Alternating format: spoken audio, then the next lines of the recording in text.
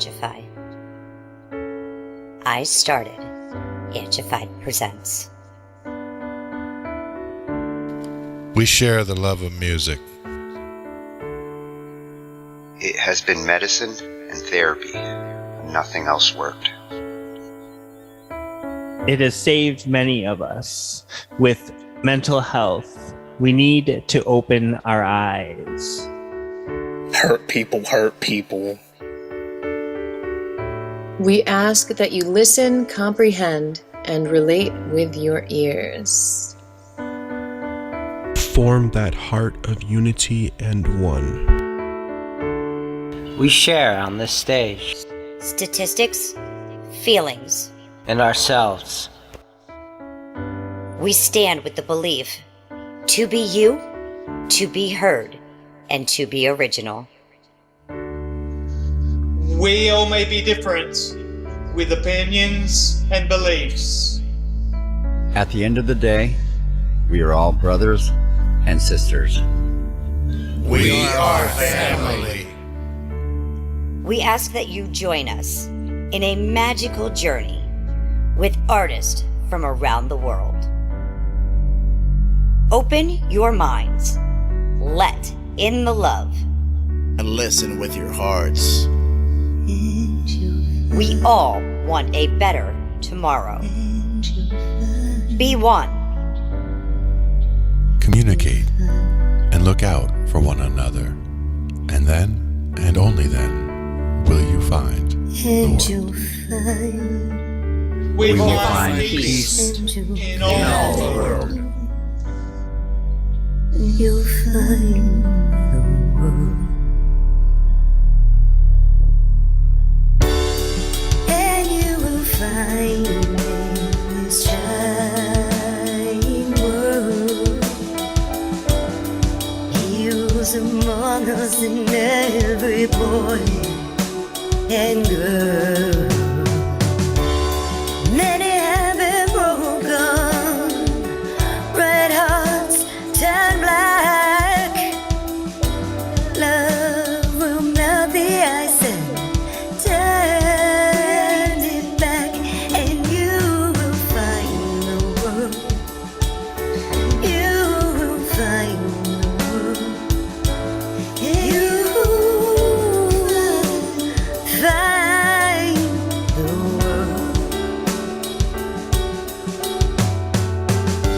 And when you find a place called home,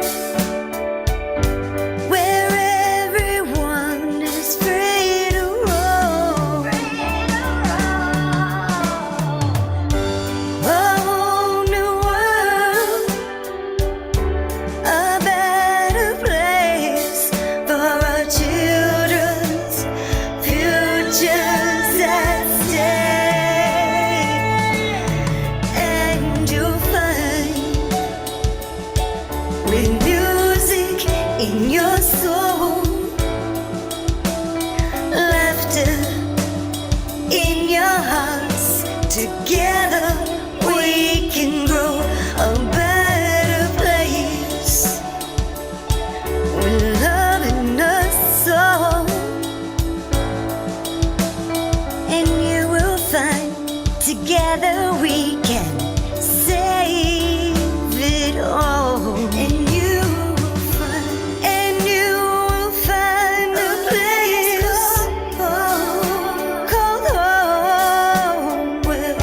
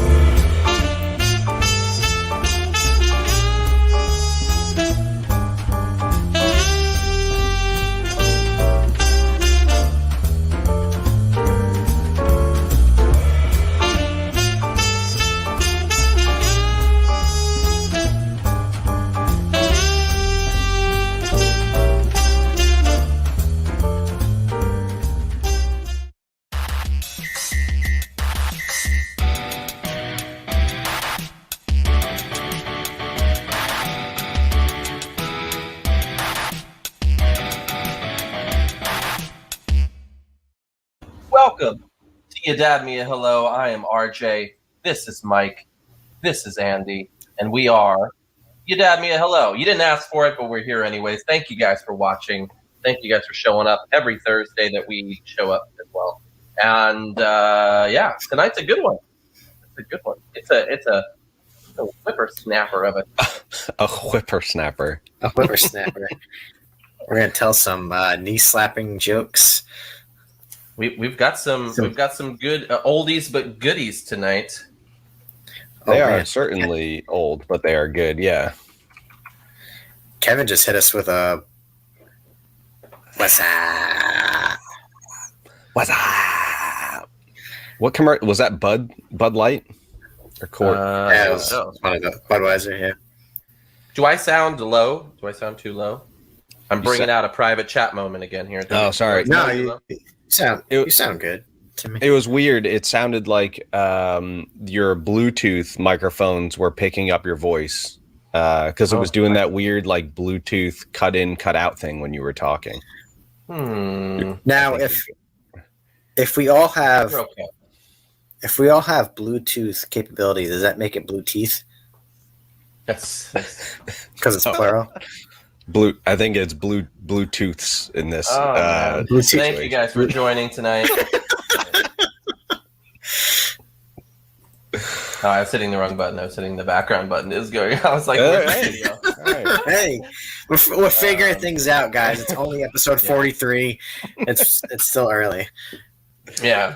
But hey, I'm excited. We've actually got a couple of different people watching. We've got our normal crew. Thank you very much. But we've also got Band Lab on tonight. And we've also got all of my kids downstairs watching live as well on the big screen. So hi to Riley, Liam, Eliza, and Jesse. We'll be talking about TV shows that are 15 times older than your children. Yes. But yeah, I'm excited. This is the final episode of season 2 of You Dab Me a Hello. I know I just caused a couple of heart attacks for our loyal fans, but we are still here. But this is the final episode of season 2. What does that mean? What does that mean to say final episode of season 2? It means we're going to take a break. We're going to post on Facebook quite a bit in that time frame and just try to get some responses from you guys on what you'd like to see for season 3, whether that be topics or different segments, or maybe tell us to just stop doing it, whatever you want to do. But what we're going to do is get ready, and then we'll premiere our first episode of season 3 sometime in October, which we will post that date obviously as soon as we know. It won't be a very long break, but just enough for us to kind of get settled and figure out how we want to continue to make this show even better than it was. As you could tell, season 1 to season 2, there was a lot of changes. We added Mike into season 2, and we added StreamYard, which is where we, you're seeing us live streaming. And so we made quite a few improvements from day 1. Episode 1 was Andy and I on a Skype call, and it's come a long way. So, are you guys excited about season 3? Wow. Okay. Apparently not. Andy, it looked like you were gonna say something. I'm still like in shock that because he said this was the last episode. And I was like, what? And I was like, this is how I find out. It's kind of weird that we're ending on such an odd number. Do you ever end on an odd number? And you're like, that just doesn't feel right. Like we're on 43. It just seems weird. Yeah, crickets, exactly. No, I think we already have some ideas of what season 3 would look like. Some cool stuff coming along. I already like Mike's idea of putting the memes out. I hope everybody's enjoying those. Keeps our mind fresh too when we try to come up with some funny stuff. Try to out funny each other. Funny. Yeah, funny. Yeah, I have to give credit where credit is due. That is all Mike and Andy. I have contributed nothing in the last week or so. I've been sick. Down and so out. What that means is RJ doesn't think any of those memes are funny and wants to distance himself as far as possible. No, I did appreciate them, and no, they were good. I feel bad. I have not contributed at all to the podcast. Your dad appreciates them. Yeah, that's true. Yeah. Yeah. I think it was the only comment on that meme too. Was It my dad was. saying what? What? I'm know a sure joke that's is golden when the only comment is what? I'm sure that joke is actually. I'm sure what he said was actually his joke, and we just don't get that. Oh, yeah, maybe. probably.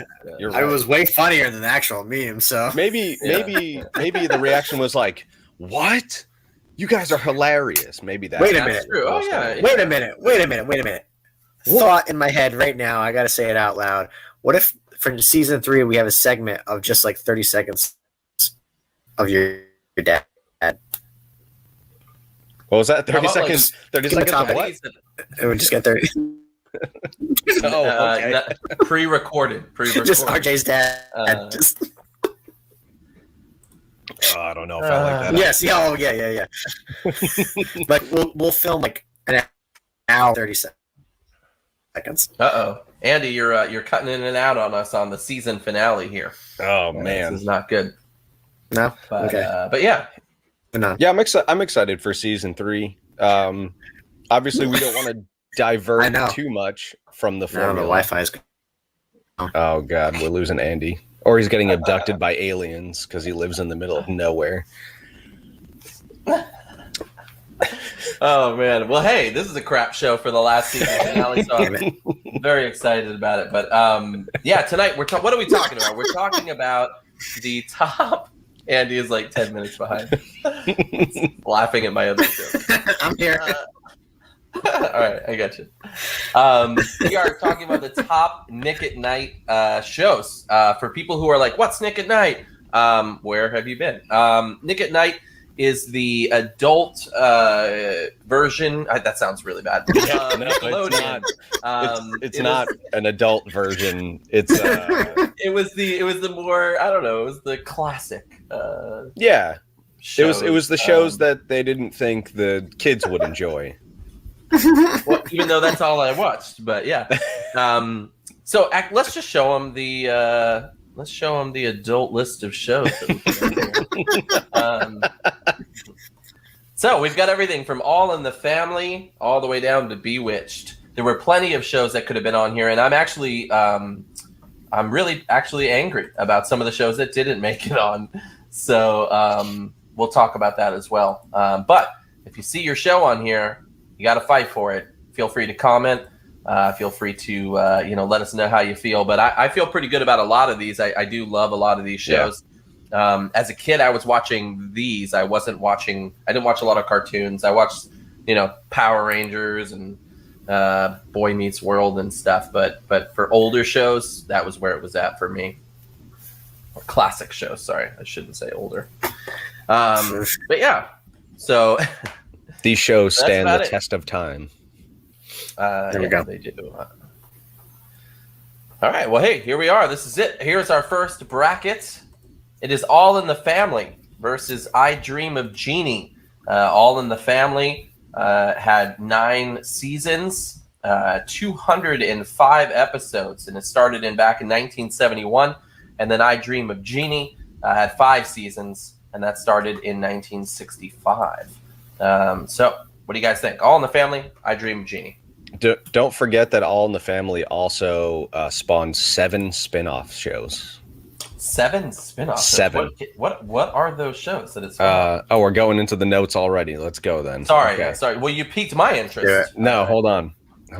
You. I got him too. Oh, you got him. Okay. Oh, wait. Here it is. The Jeffersons. I didn't know if I was 10 minutes behind. Maude, Good Times, Archie Bunker's Place, Gloria, and 702 Hauser Street. All after. I've heard of a couple of those. I've heard a couple of those. Yeah, some of those didn't last. What was Maude? Checking in. That was another one. Oh, was Maude beat like the woman from Golden Girls? It was B. Arthur. Yeah. Well, now I'm confused. Yeah, okay. I don't think I ever watched Maude. I feel like I'm going to annoy some of our listeners, but I have not seen that. But I do. Golden Girls is great. But the only Maude I know is Maude Flanders. I don't know who that is. Come on. It looks like our fan base is very loyal to Bjork. As they should be. They all know who that is, but... all in the family for me on this one. Okay, all right. Andy, how about you? Man. I like both these shows a lot, but I'm also going to go with All in the Family.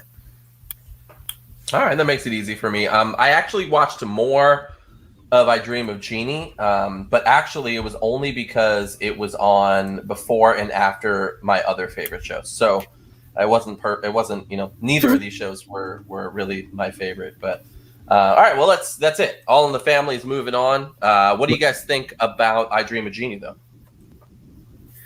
I didn't. What is it like? The this show. Yeah. That was that one. Like nodded and blinked. That was that one. Yeah. So actually, just in case there are listeners that have no idea what we're talking about, I Dream of Jeannie, just to remind everyone, was about an astronaut who falls in love with a 2,000-year-old genie. Yes, this actually was a show that was on for 5 seasons. I had a fever dream like that. Yeah. Barbara Eden played Jeannie, the I Dream of Jeannie. Get it, Jeannie in a bottle. She also played her evil twin sister. See, I didn't get that deep into the show to understand that that's what happened there. Man, now that I'm thinking more and more about this show, I can't think of one thing that happened I Dream of Jeannie. But. Yeah, that was one of the things that sort of led to my decision as well. As I can't really pinpoint like a specific episode that sticks out in my mind, or a specific scene, or anything that really makes me think about the show besides what Andy was demonstrating earlier. The whole thing. But yeah. I'm sure if I watch it now, it's still good. There's a reason why it's a classic. A lot of the notes that I have are about the censorship on the show. They wouldn't allow Barbara Eden's character to show her belly button, but they didn't care about cleavage or anything like that, which I thought was kind of funny. And they were never allowed to be in the same room with a closed door. So anytime they were in the same room, the door had to be open, or if one of the characters left a room, they had to leave the door open. So there was no insinuation that they were doing any funny business, which I thought was pretty funny. Funny business. And the old bottle that shows up on the show a whole bunch of times is just a Jim Beam decanter that they spent a couple $100 on to paint and decorate. Which is pretty funny. All right. So if my kids are still listening, yes, there was a show about a 2,000-year-old genie and an astronaut who fell in love. And eventually they married. So I'm sure my kids are sitting there going, that sounds like an awesome show. Yeah. It's all right. Yeah. Well, that's it. All in the Family is moving on. Next up, we've got I Love Lucy versus, this is a hard one, guys. You ready for this? The Wonder Years. I Love Lucy versus The Wonder Years. This isn't difficult for me, so I'll let you guys talk this one out. All right. Well, just a reminder. Did someone leave? Oh, Andy is gone. Andy's gone. It's only me talking. I Love Lucy started in 1951, had 6 seasons, 180 episodes, and then The Wonder Years ran for 6 seasons with 115 episodes. You might remember the song from The Wonder Years being Joe Cocker's With a Little Help from My Friends. Mm-hmm. I did watch both of these. I really did like both of them. Hold on. I think Andy's coming back in here. There he is. Andy's nervous about making his decision, so he had to go. Yeah. I said something, and then I disappeared. So that's usually what happens. What did you guys pick? No, waited in silence for you to return. Okay. Not a word was spoken. We asked everyone to take a bathroom break, and please come back when they're done. I did a speed test. I did a speed test, and literally, like, my download's like under 0.03. Oh no. I am in a dead zone right now. I'm going with the Wonder Years. Okay, yeah, there you go.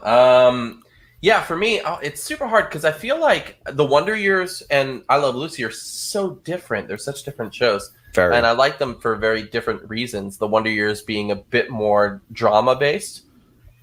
I Love Lucy being a bit more slapstick comedy. I mean, Lucille Ball, first off, great facial expressions, great reactions. And then you had, her friend, Vivian Vance was on there. Desi Arnaz, he's the man. Yeah. As well. Literally the man on the show, but also the man. Also her husband. Yeah. But yeah, it's such a great show. And forgive me, was this the show that turned black and white and then into color at some point as well? I feel like this show had both. Because I remember it being in black and white, but I also remember it, some of it being in color. I'm looking it up now, but it does look like they do air a couple of colorized episodes now. I don't know if it happened at the time. But, yeah, I don't think during production it was. There is a show on this list that was the final show filmed in black and white. And then the second season was in color. And then they went back and redid the first season. Okay. Yeah. But this was not my choice on this one is actually. Don't do it, RJ. Don't do it. I'm gonna go. I don't know. How about you? Do you know? What would you choose, Mike? I Love Lucy all the way on this one. But why? Why I Love Lucy over the Wonder Years? Yeah. You seem very confident about this answer. I didn't watch a lot of Wonder Years growing up. I didn't quite understand the show. I'm not saying like, oh, I'm dumb, but I don't understand the show. I didn't get why it was so popular. I Love Lucy, as a kid watching it in syndication, like it's funny. It's still funny. It's funny to everyone. It has a universal appeal to pretty much anyone because of the slapstick, because of all the ridiculous moments that they put Lucille Ball in, her banter with her and Desi. It's just funny. It's a great show. Not to take away from the Wonder Years, but I really didn't start appreciating that show until maybe 10 years ago or something. Well, it does look like the majority of our audience agrees with you here with I Love Lucy. I'm going to go with I Love Lucy as well. I wanted to go for the Wonder Years because I do think that's a show that I would watch today and still be into. I don't think I'd be into I Love Lucy anymore. But I do remember a whole lot more about I Love Lucy than I do the Wonder Years. I just don't think that I watched enough of it. There might be a day I go back and watch the whole thing. There's also a reboot of the Wonder Years that started this week. I have the first episode on my watch list that I'm going to try out, which I'll talk about in a second. But yeah, I Love Lucy, I think, is going to move on this one. How do you guys feel about that? Yeah, I'm kind of the opposite of you guys, where I think I watched more. I know I watched more of the Wonder Years than I did I Love Lucy. I actually tried to watch an episode of I Love Lucy the other night and didn't really enjoy it. I fell asleep during it as well. I get it, man. You don't get it. I feel like the facial expressions were kind of over the top. I think a lot of that kind of stuff at that time was over the top and that was the fun. Oh no! Oh, he's gone again. Andy was making a case. Yeah, he was. Well, hey, thank you for all the comments, by the way. Evelyn's Gate, that's a new name. I feel like that's either a person or you're trying to have us join your cult. I'm not sure which one, but I think it's a band. I want to say it's a band. Oh, it could be a band. That sounds better than... They have a Fender Stratocaster. It looks like, is that a 1954? That's true. Reissue? Is there a comet coming anytime soon? I hope not. Join Evelyn's Gate. I am drinking some Kool-Aid related products, so I hope that's not. I feel like we're offending all of our cult followers. I apologize, but this is freaking horrible. Andy, is your phone charged? Because that seems to work better than your computer sometimes. That's what's. I love how the comments keep popping up every time Andy disappears. This is a game now. He keeps getting Jeannie Hey, out next of time existence. happens. All right. Well, hey, I Love Lucy. Wait, what were we just talking about? Yeah, I Love Lucy moved on. The Wonder Years did not. Andy, you were in the middle of a diatribe. It doesn't matter anymore. I've lost all train of thought. I'm out of it here. I mean, well, I've got some notes on the Wonder Years accolades to really talk about how great the show really was. It premiered after the Super Bowl in 1988. It won its first Emmy Award after only airing 6 episodes, which is pretty amazing. And at the age of 13, Fred Savage was the youngest lead actor to be nominated for an Emmy Award. It was a pretty revolutionary show, well written. Daniel Stern directed, of Home Alone fame. So great. Yeah, show. it's got an all-star cast. I mean, almost everybody's gone on to do really awesome things. Fred Savage is the man. His brother was on Boy Meets World as Corey Matthews. Dan Laria was on it, if that's how you say his last name, who played Jack. And then even like the wife, Allie Mills, is really good. Who's the other person? Danica McKellar. Went on to do some cool things after that. Not to mention, like you said, I had forgotten that the Daniel Stern was involved with this. He's also the voice of Kevin as an adult, the show's narrator, and it's just funny to think of that same person from Home Alone. From Home Alone. But yeah, his son was also the voice in the finale of the voice of the child in the finale, which is really cool. Yeah. So yeah, the Wonder Years reboot just started this week, and I think that's on. Is that on ABC as well? I can't remember. Yeah, it's ABC.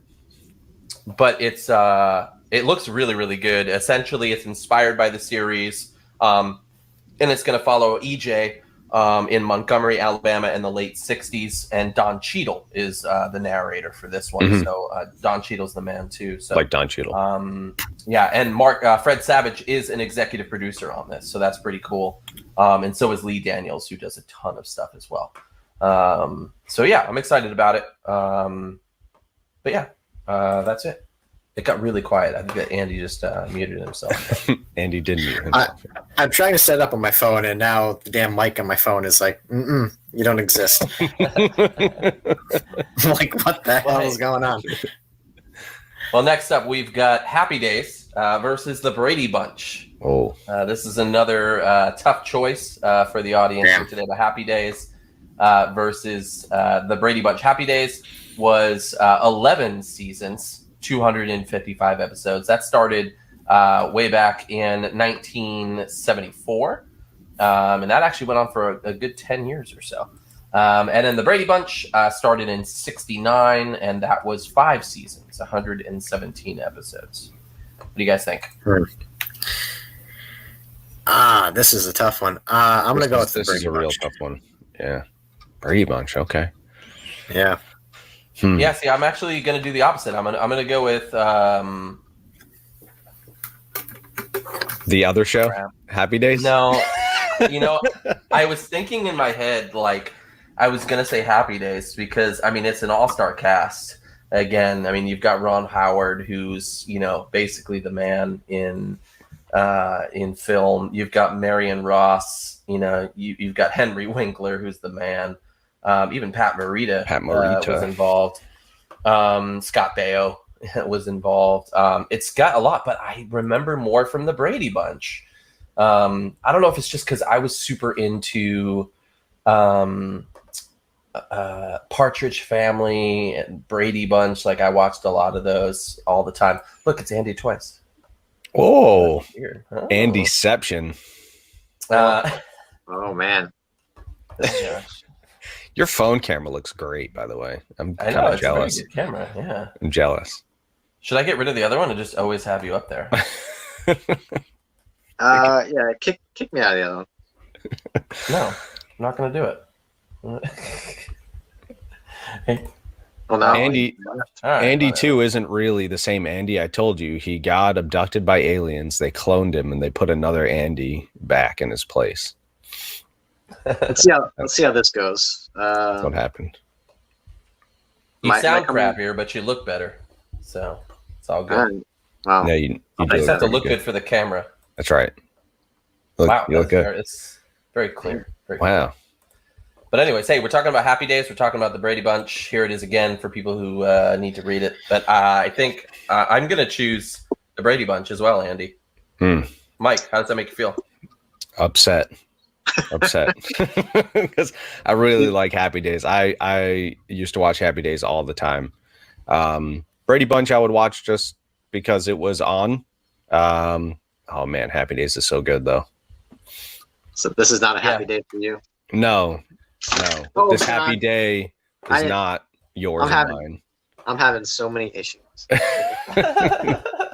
You know what's funny is so I'm not feeling well. I said that in the beginning of the episode, and I was like trying my hardest not to cancel on you guys tonight. And now it's Andy who's having the tough night. I'm actually feeling a little better. I almost had to work tonight, so this almost didn't happen 3 times. Wow, look at that. This is like the worst podcast ever that we've ever done. I think it's pretty hilarious. I mean, the audio version might be a little confusing for people, but we're throwing a nobody listens curveball to the audio version.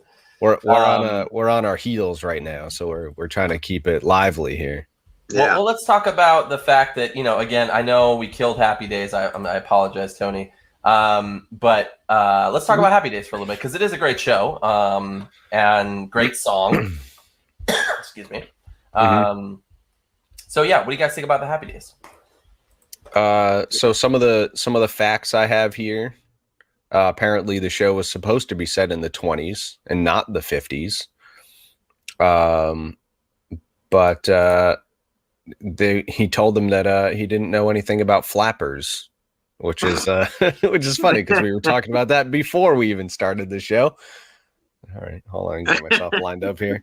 But he said he knew a whole bunch about the 1950s because that was the time that he grew up. So a lot of the show is actually based on some of his friends that he grew up with or some of the other kids in the neighborhood, which is really cool. Fonzie was almost played by the Monkees drummer, Mickey Dolenz, not Mikey. Why did I say Mikey? I'm Mikey. And they thought I'm Mikey. They thought for sure he was going to get the job because he is over 6 feet tall and a handsome guy. But apparently that's why he didn't get it, because he was too tall standing next to Ron Howard. So he didn't get the gig. They're like, hey, you're ugly. Yeah. And apparently Henry Winkler can't read, which I didn't know. So yeah, he's dyslexic. So he had a hard time reading the script. So everything you muted yourself, RJ. I don't know why. So all of his... Tell my joke again now. Okay, good. So his whole audition was just off the cuff, and they were like, that's not what the script says. And he's like, yeah, I'm just trying to give you the essence of the character and how I would act it out. But I promise you, if you give me the part, I'll do it exactly as it's written. And he got the part. So I guess he had to figure it out. But good for him. Good for him. Yeah, a lot of really cool people on the show too. I also had forgotten that Mork and Mindy was a spinoff from this show, which doesn't make any sense to me. But Mork, Robin Williams appeared in 2 episodes as Mork from Ork. And also Frankie Avalon was in this. Tom Hanks was in this as well. That's right. As a character seeking revenge on Fonzie for pushing him off a swing when the 2 of them were in 3rd grade. And so, but I didn't remember enough of this show. That's great show. But Happy Days was also directed from season 3 on by Jerry Paris. Jerry Paris played Jerry Helper on the Dick Van Dyke Show, The Neighbor, and also directed a bunch of episodes on Dick Van Dyke as well, which is one of my favorites. Is that foreshadowing? Forgot to mention that his full name is Arthur Herbert Fonzarelli.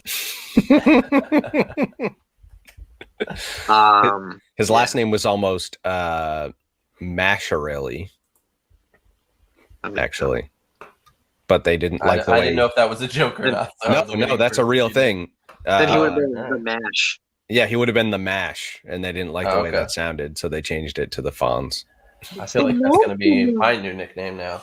The Mash? Mash. All right, well, hey, moving on. This is our last one here. Dick Van Dyke versus Bewitched.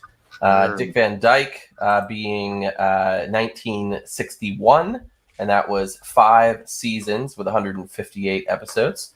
And Bewitched was 8 seasons in 1964 for 254 episodes. Both of these had black and white and color episodes. But with Dick Van Dyke, I think it was just one reunion episode. Plus, Dick Van Dyke is now colorized on Paramount Plus. Oh, here we go again. Here we go. Just talking about how much $5 he has to throw around. $4.99. There's no taxes included. You know what I was just realizing? No. I think I often confuse Bewitched with I Dream of Jeannie. Yes. Yeah, possible. I don't know why, because they're very different shows, but I agree. It does. Because when we were talking about I Dream of Jeannie, I was like, oh yeah, then the mom. I was like, no, that's Bewitched. I was like, oh man, I am like, I'm all confused. I'm doing awful today. All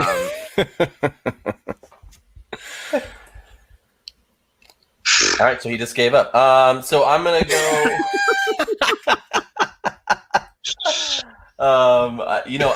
I think I'm gonna go with. I know I'm gonna go with Dick Van Dyke. It's the best show on this list by far. And I hope that's to see it debatable. at the end, even though I don't think that's why we're here. That's exactly why we're here. I know. Yeah, no, Dick Van Dyke is by far my favorite show. Bewitched, again, was on after something else. I think it was on after Saved by the Bell or Gilligan's Island every morning before I went to school. Not on Nick at Night, but on another channel. And so I always saw the beginning of it, and then I had to go to school. But I wasn't a huge fan of Bewitched. Elizabeth Montgomery, was the lead along with Dick York. And I don't remember, was this the one where they changed the husbands? It was. Yeah. So Dick York had to leave the show. He sustained an injury while he was filming a movie. Oh, okay. So he quite never really got over it. And then as his career went on, it just got worse and worse. So I guess at one point during the filming of an episode, he had gone to the doctors to get some medicine for his back pain, but his regular doctor wasn't there. So they just gave him like a whole bunch of vitamin B12 for some reason. I'm not sure, if there's any doctors around, is that supposed to help with back pain? But I guess between that and like the heat in the studio from under the lights, he ended up having a seizure, and they took him to the hospital and never came back. He didn't die, but he just never went back to the set. So then Dick York got replaced with different Dick. Dick Sargent.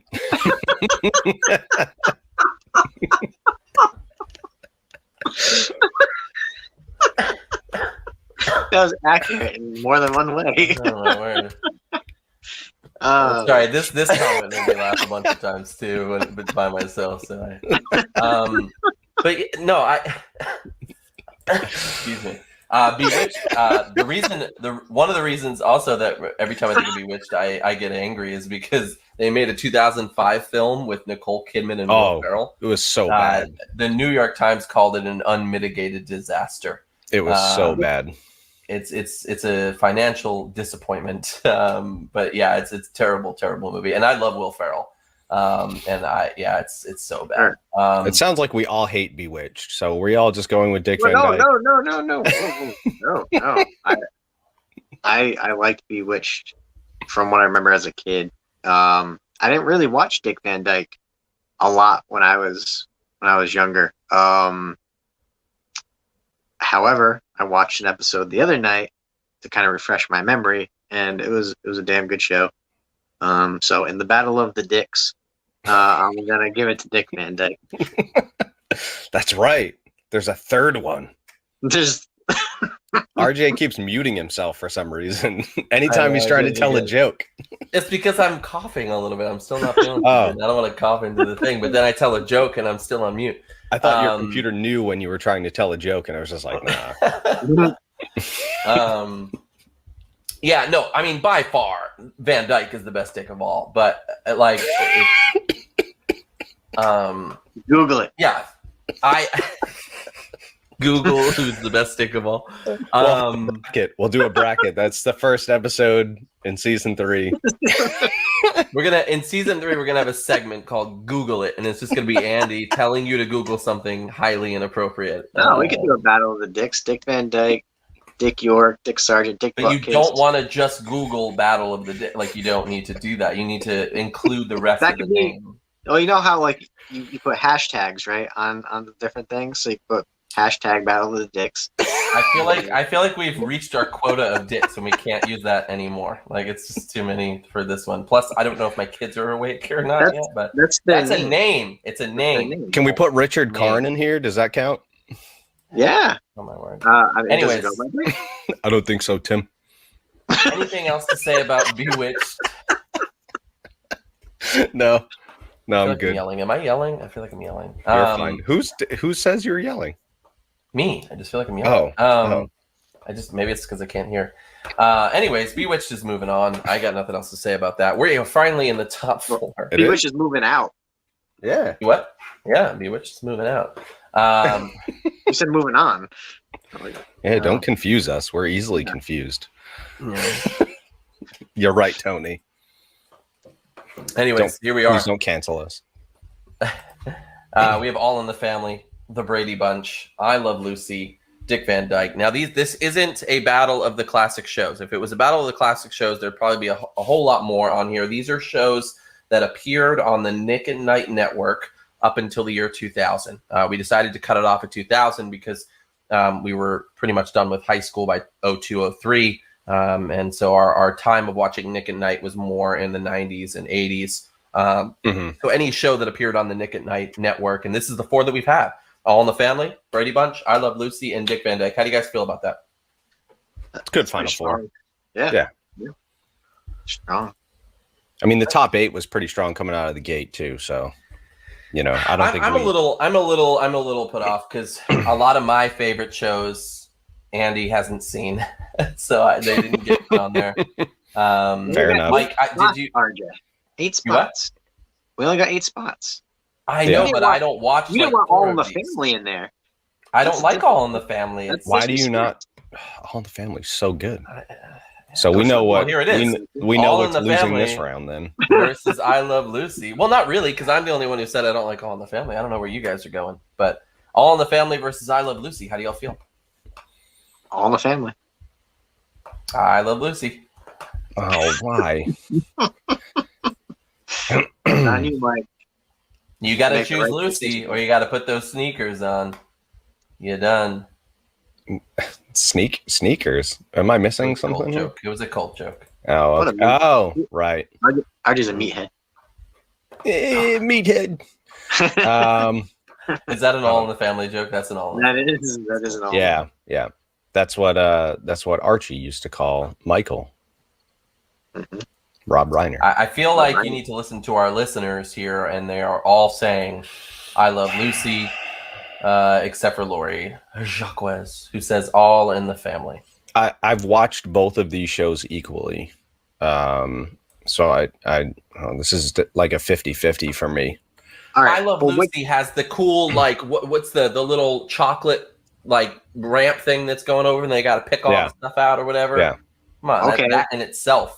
Okay, but which show had the first toilet flush in American primetime television?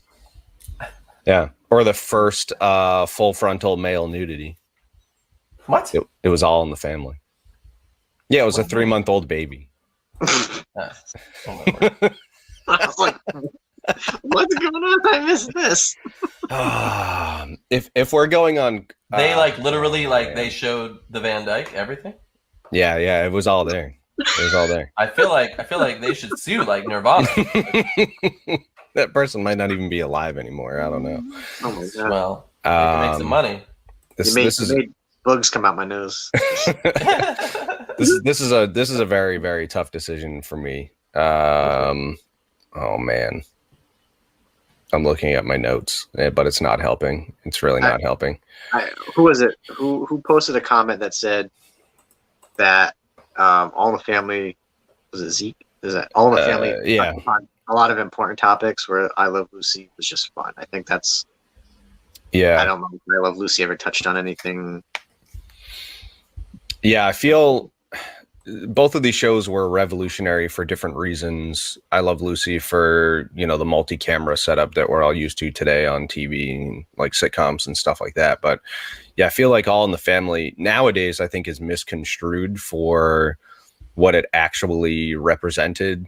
If you're just looking at the show for face value, of course, Archie's a big jerk and, racist and all that stuff, but he was intentionally made that way to create conflict so that there were conversations being had. Everyone's gonna hate me, but I gotta go with All in the Family. I just upset everyone. I know I did. We just lost 90% of the viewers and one co-host. RJ's quitting after this week. I mean, Lori's with you. Yeah. Well, she's the reason why I watched it. I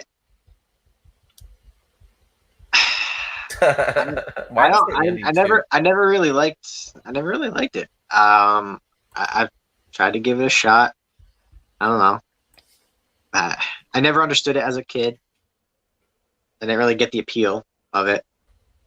Thank you for changing my name. Absent Andy. Yeah, and even just watching it the other night, I was kind of like it was fun. It was a little bit funny, but it wasn't. I don't know. Maybe I watched the wrong episode. But I understand its importance in history of television and why it appealed to so many people. It was definitely ahead of its time. Yeah, I Love Lucy made it to the top 4. It deserved to be there. It's it's out now. But so TV Guide in was it 89, I think, or no, I don't know what year. So TV Guide's 50 Greatest TV Shows of All Time. I Love Lucy came in at number 2, behind Seinfeld. So they ruined that list already. So I do not like that show. Debatable. I don't know what year they came out with that one, so I don't know if they revised that, but they did. And I don't care what they have to say anymore. Yeah, Seinfeld. TV Guide. What do they know about TV? Yeah, except for what time shows come on. Probably thought Three Ninjas Kick Back was the best movie ever made too. I mean, you did. You do, yeah. Surf Ninjas, that's where it's at. Oh. Ernie Reyes Jr., that's right. Can we do a whole episode on just movies that contain ninjas? We should I would do American Ninja 2, The Final Confrontation. Beverly Hills Ninja with Chris Farley. So good. Michael Dudikoff. What? American Ninja 2. Please tell me you've seen American Ninja 2. American Ninja 2 is about 2 rangers who go to Hawaiian Island to fight bioengineered ninjas on a beach. Sounds like something I'd watch. It's amazing. Yeah. And it's like the fight scenes are actually pretty good. It's not over the top bad like what's Samurai Cop or whatever. Samurai Cop or Hard Ticket to Hawaii. Yeah, that's got to be up there. This one was legit like decent for now 1992 or something like that. Now that's a Google it that you should actually go Google is Samurai Cop. Samurai Cop's Samurai good. Cop, yes. Yeah. Just do a Samurai Cop compilation. That's all on YouTube. Yeah, go to YouTube and type YouTube it. YouTube it. Yeah, YouTube it, bro. All right. Well, hey, moving on before we start Googling other things. All in the Family has made it into the finals, and we now have the Brady Bunch versus Dick Van Dyke. 2 huge names in the TV world, but for me, 100% Dick Van Dyke. I know you guys are going to disappoint me, but let's go for it. Andy, what say you? I will never disappoint you, RJ. But I am going with the Brady Bunch. I didn't even want the Brady Bunch to beat Happy Well, then Days. go for Dick Van Dyke then. I am revenge. I am voting Dick Van Dyke forward because Whoa. because I think that Happy Days is better than the Brady Bunch, and you guys, man. Dick Van Dyke, first off. RJ, you're literally living the Brady Bunch right now, in reality. That's true. It's kind of true. Yeah, I mean, I have 4 kids. I don't have. How many do they have? They're getting up there. They have 6 kids.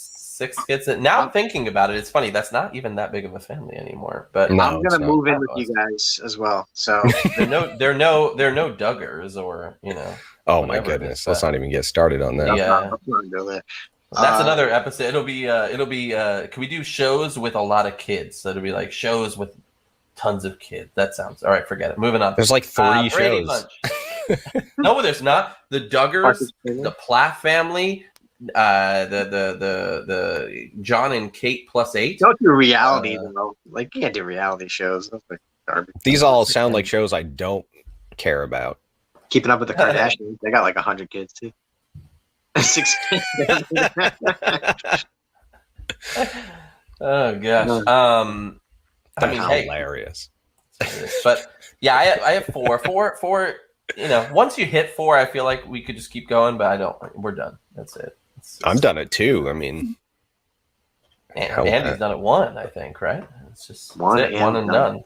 We're done. But anyways, Brady Bunch, Dick Van Dyke. Dick Van Dyke has made it on. We'll talk more about that in a second. But what do you guys think about the Brady Bunch? Brady Bunch being recognized as, one of the greatest shows, probably of all time. Not for any good reasons, in my opinion. I mean, it's a show. It's not. It didn't revolutionize anything, but everybody knows it. Especially that credit sequence of the 9 clips. I wish we could have one more person in here. We could do it ourselves. So I wouldn't say that they didn't revolutionize anything. I mean, there's a lot of moments that are not forgotten about, like Jan breaking her nose, things like that. The blended family concept, like that was still kind of like, things that were, I don't know, not really talked about a lot, right? That's true. The Brady Bunch got hate for it back in the day. Now I'm getting hate for it now. Yeah. Oh, go ahead, Andy. Yeah, I was gonna say I don't think they ever talked about Carol's first marriage. They did talk about like Mike's first wife had died. Even like I think divorce at that time was like largely taboo. So they things like that weren't really discussed at all. This was also a show that they had a lot of spin-offs, like movies. I mean, I forget like the Hawaiian episode. I'm thinking of the tiki thing. Like, that was a fun episode. They have records out too. They sang, like they had songs. Even going into was it the 90s? They did a movie. Very Brady. They redid it. Yeah, it was pretty funny. So it was. I think they did it like on purpose, like the cheese-tastic kind of a thing. So a little raunchy. It was it was R or PG-13, right? Yeah, Alice is in the kitchen at one point, and Sam the butcher comes out. And they're like, "Oh, hey Sam, we didn't see you come in." He's like, "I was just delivering some meat." So there's that. So it does have that cheese factor to it, but it is a show that whether you liked it or not, you still remembered moments from the show, or at least the concept of the show. So it does go down in history as one of the top shows of all time in my opinion. And it's still going strong today. I'm not on mute, right? Okay. It's still going strong today too. You have a Very Brady musical that happened in 2020. They did a Very Brady renovation, which was in 2018, where they reunited for HGTV, which was a bunch of the people from there, including Barry Williams. And then just recently on this little streaming network called Paramount Plus, I never heard of that. They celebrated Pride Month by combining Brady Bunch people with RuPaul's Drag Race. I had not seen that. It does not sound too amazing to me, but they are still around, and it's on Paramount Plus. So. Well, what was the husband's name? Was that Mike? Oh yeah, was it Robert? His real Reed? name was Robert Reed. Yeah. Oh, okay. Yeah, who I think he came out to. Didn't he come out to Florence Henderson because they were having some scenes together, and he was kind of uncomfortable. I think I was reading like, so they kind of. I didn't know. I didn't know. Yeah. You mean in real life, Robert Reed? Yes. Oh, that I did not know. Yeah. I'm sorry, I wasn't giving up. Oh. There you go. No. That's anyways, all right. Well, there it is. One thing I didn't remember about the show was that the bathroom had no toilet in it. I didn't know that. Also, the dog died in like the first season. Yeah, and from that point on, they only used the dog when they needed to because they couldn't find a good dog after that. Yeah. What's funny is it's not funny that the dog got hit by a car. But you know what's hilarious about his death? Let's talk about it. They had to go find a dog like that day. So they went to a bunch of like dog shelters and stuff. And no one could tell the difference until they actually had to film scenes with the dog. And the only way they could get it to sit still was to like nail its leash to the ground. Oh. So bad. Well, hey, we're here in the finals. This is it. Record time, by the way, too. So if you're trying to get to bed early, people, this is the day. We are here with the finals. It is All in the Family versus Dick Van Dyke. All in the Family, Dick Van Dyke. Let's talk about each one real quick here. So All in the Family. Again, for people, maybe there are people who might not have seen any of these shows, but this show was obviously about Archie Bunker and his family. It revolved around a working class father. It kind of broke ground by talking a lot about racism and infidelity and homosexuality and even things like women's liberation and everything about, rape, religion, miscarriages, abortion, breast cancer, Vietnam War, everything. And it was doing things I think that a lot of shows were not doing at that point. All the things I just named, they were talking about. Mm-hmm. And on Dick Van Dyke, they had to sleep in separate beds. So it was very different shows. But it wasn't my type of show. So I don't remember a ton about the show. I remember the beginning. Those were the days, the opening theme song, which was actually sung. By them, which I found to be awesome. Yeah. But that's it. I was gonna say, if you've never seen that show, but you've watched Family Guy, then you'll know what the inspiration was for their theme music was. And Gene Stapleton, who played Edith, kind of has this singing that doesn't really sound like singing. It's high pitched kind of a thing, but actually she was a professionally trained and accomplished singer. So there you go, folks. She can actually sing, even if you've heard that song. But the way she did it is memorable. So, and everything that you said, RJ, about just kind of the groundbreaking things that they were talking about at that time, puts them at a different level than other shows at that time and even before and after. So, yeah, Mike, and it's still funny today. Yeah, it is. I still think it's relevant, and the fact that the show, kind of dates back. It was inspired by a show called "Till Death Do Us Part" that actually was on the BBC and ran for 10 years, starting in 1965. That had a similar premise. It wasn't exactly the same show. Didn't quite touch on some of the same subjects, but it just goes to show that, this formula, really does stand the test of time. And, Andy, your point to the relevancy, it's really eye-opening to go back and watch a show like that and some of the stuff that they were saying and talking about. And I guess for lack of a better explanation, getting away with back then, there's some stuff that you wouldn't hear half of the stuff on TV nowadays that they talked about in All in the Family, like no doubt. You would have social justice warriors all over you. Your show would get canceled in a minute.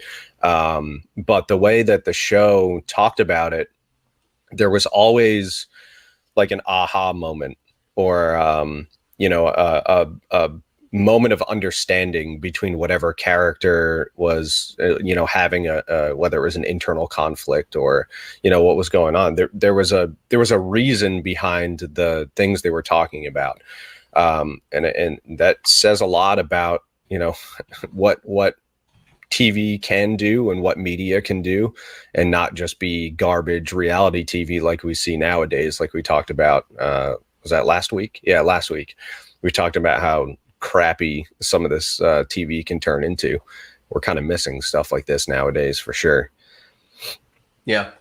Also, on the guy who plays Meathead is actually Jessica Days from the New Girl's Dad. Mm-hmm.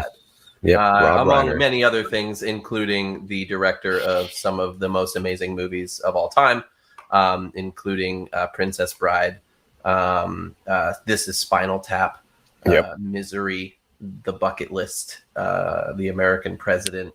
The dude's been everywhere, so that's pretty cool too. Sally Struthers was also in that as well. But I'm going to talk about my favorite TV show right now, the Dick Van Dyke Show. I loved this show. Dick Van Dyke was on this. Mary Tyler Moore was on No, he this. was not. It was produced by Carl Reiner, created by Carl Reiner. But I loved everything about this show, from the multiple intros of being, having him move over, instead of tripping and things like that. I loved the whole cast too. Not just Van Dyke, not just Mary Tyler Moore, but Maury Amsterdam was the man. He played Buddy, and then Rose Marie, who played who was the what was her name? Sally Rogers. Mel Cooley, Richard Deacon. He's the man, the balding, guy who Buddy used to make fun of all the time, and even Little Richie. Excuse me. Mel Cooley sounds like an awesome rapper name. Just gonna put that out there. But yeah, no, I loved it. It was such a great show. A lot of really good episodes too. There was one episode that was it was kind of like almost like a horror episode, all about peanuts, where Dick Van Dyke ends up coming out of a closet, like like peanuts fly everywhere. I don't really remember why. Maybe it was walnuts actually, but excuse me. I'm so confused right now. I don't remember that at all. I wish I knew more about the actual episode. I forgot all about it, but I wish I know less. I'm telling you, it's really good. Yeah. I think this is pretty cool that we have Carl Reiner versus his son. Rob Yeah, Reiner. that's true. Thank you, Mary Lou. It was walnuts. Walnuts, yeah. Somebody remembers it. It's a very popular thing. I think it was called "It May Look Like a Walnut." It actually was ranked at number 15 as one of the 100 greatest episodes of all time. Oh, well. By who? By RJ Guy? By Dick Van Dyke. By TV Guide. TV Guide. By Dick Van Dyke. Like the ultimate. The first 14 are also Dick Van Dyke. Yes, walnuts replaced their thumbs. He was just it was a Halloween episode, I think, but anyways, great show. So my vote is Dick Van Dyke all the way. I was gonna say this show also pushed some boundaries as well. Mary Tyler Moore, I think she was a little younger, right? Than Dick Van Dyke too. He didn't think that she was gonna be the right fit until she came to our audition, just based on her age. But she would be on the show in capri pants. And a lot of other shows at that time showed women in dresses. She was like, well, most of the housewives that I knew wore pants. Yeah, and it's like, I don't know. She, I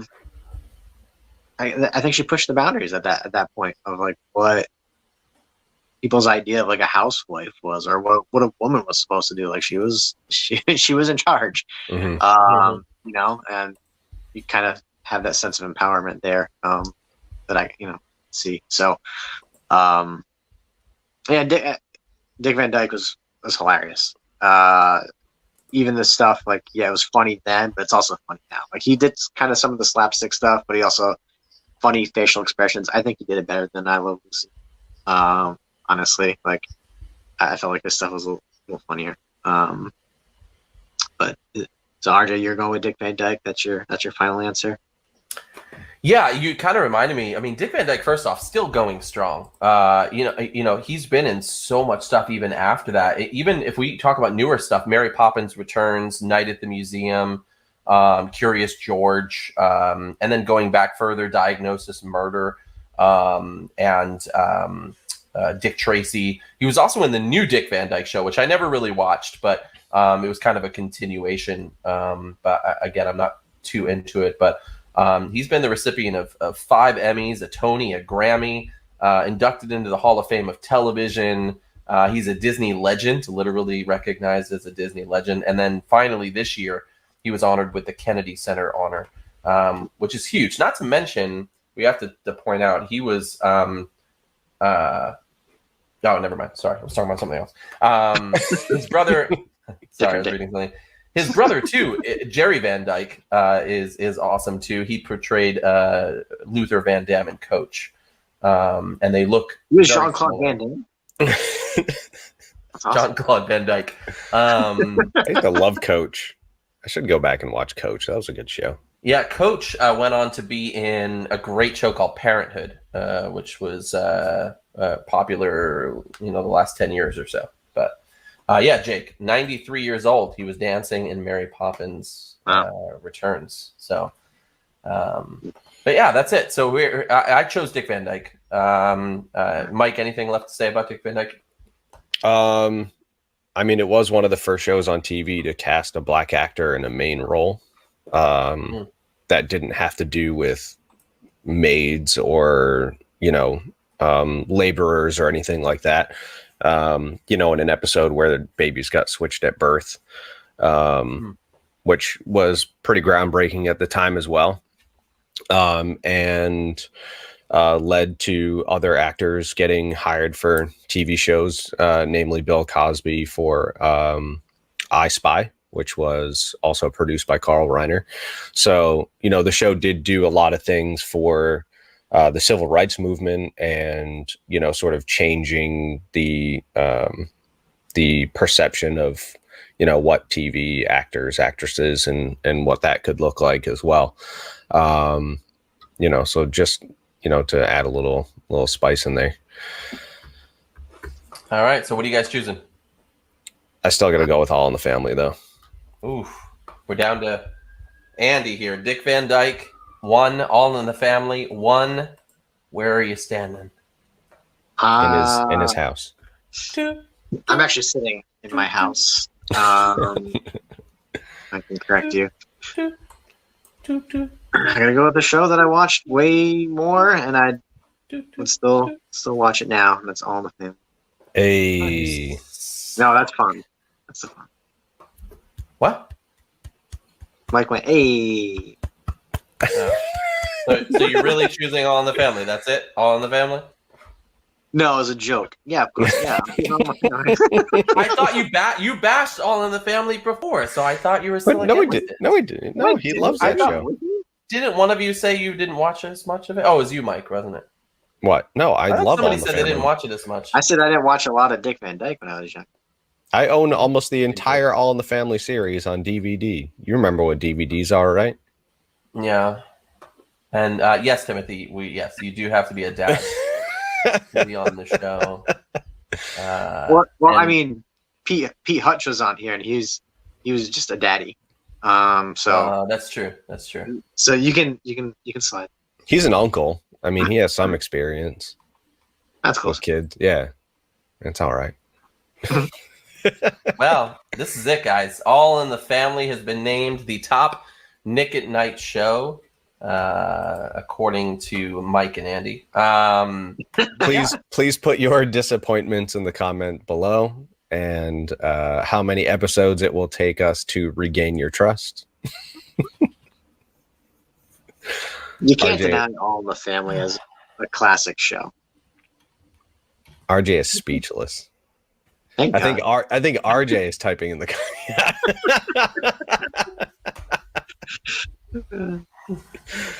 Oh gosh. You can't. Well, anyways, you can't deny the cultural significance of All in the Family, and that's where I'm basing most of my ideas. I mean, I could deny it. I think it's I don't. Think you would be wrong. Well, all right. While we're at it, I'm angry now, so I'm just going to get into it.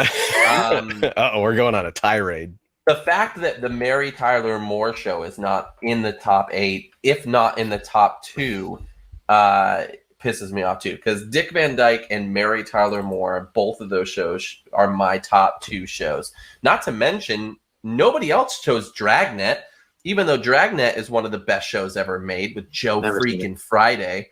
And then you have Get Smart, which spawned a movie with the friggin' Rock. And then you had Lassie. Who doesn't like Lassie? I prefer Mr. Ed over Lassie. Or the Partridge Family singing about Albuquerque, New Mexico? Why not? Or Taxi? Like, what are we doing here? No, Taxi was great. Taxi was on my list. Taxi was not on my list. I never got into it. I did like the Mary Tyler Moore Show, but she didn't make it after all. I felt like we didn't. It was either Mary Tyler Moore or Dick Van Dyke. Was there any difference in the show? Yes, Mary Tyler Moore was about a news reporter, and she went out. It was showing her going off to work, and she was a single woman. Rhoda was her next door neighbor, who then spawned a Rhoda show, which is not good, but that's fine. But yeah, and then Dragnet is like the ultimate, like this is where every cop show came from afterwards. Like it's basically Law and Order 1950s. Like it's so good. Law and Order's been going on that long. It's I know but yeah, no, and the Partridge Family, I would say I like the Partridge Family better than I like the Brady Bunch. And that's because I actually had the record back in the day for the Partridge Family. David Cassidy, Danny Bonaducci, Shirley Jones. But they had what's that song? I'm just gonna. I Think I Love You. I think a sunny I love day, I bet. you now. What am I so afraid of? Great song, man. But anyways, sorry, RJ. Sorry to disappoint you.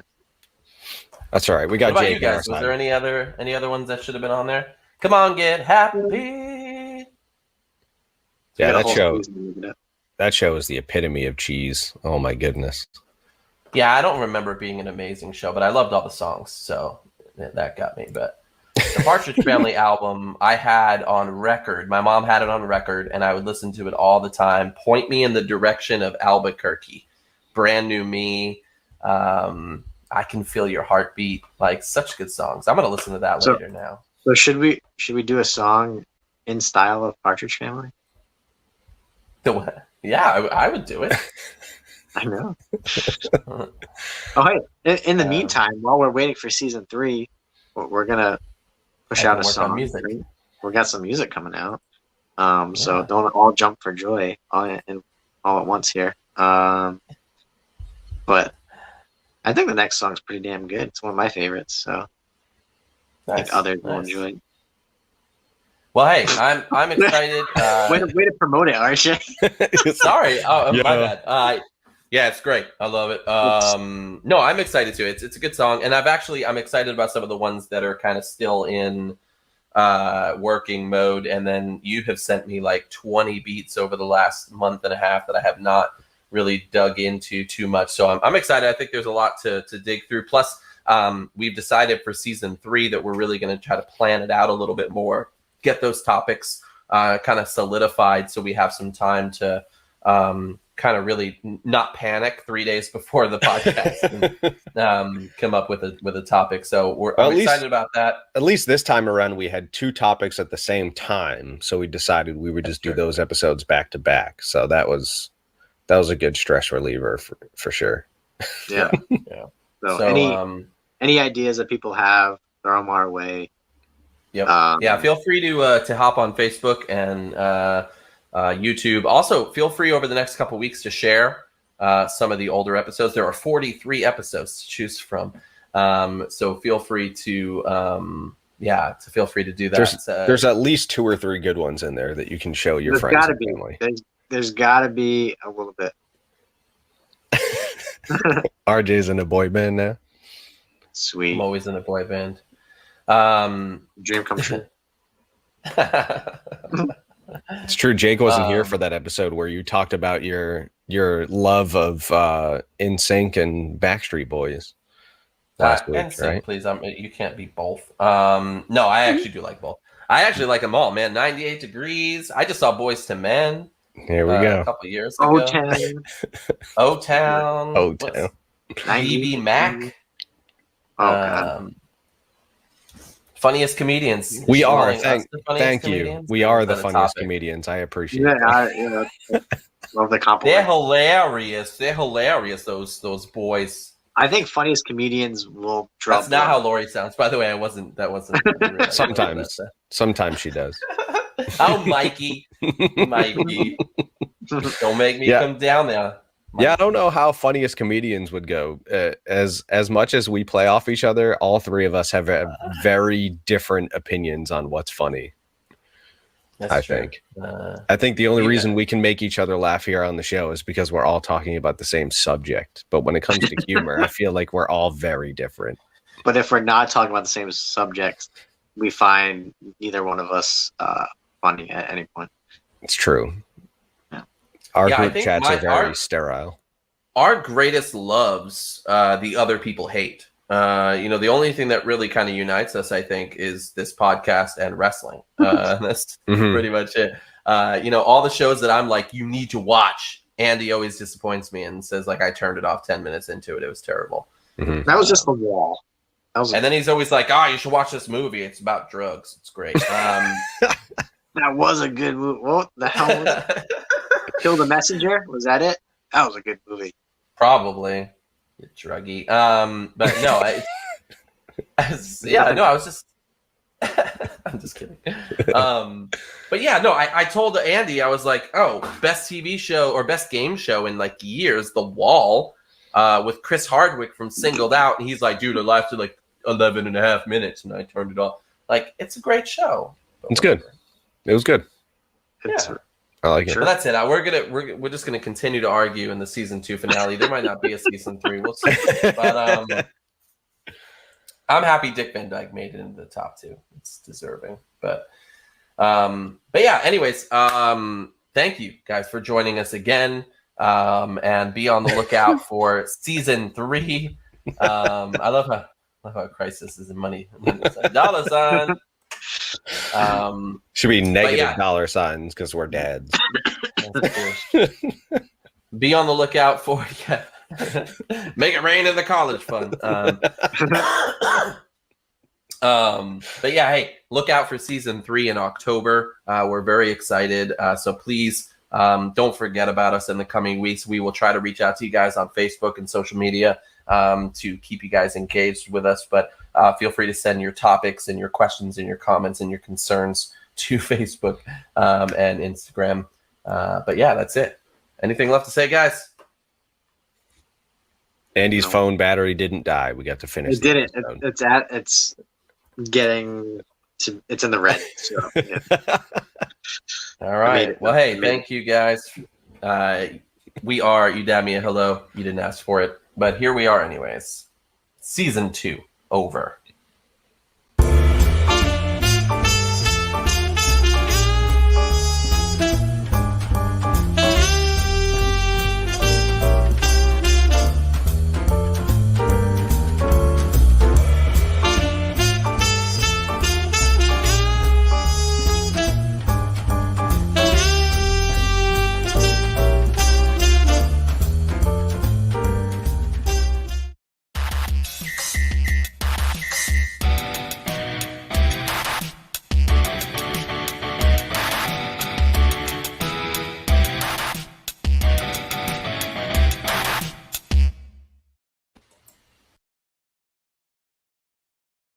We stand with the belief To be you, to be heard, and to be original.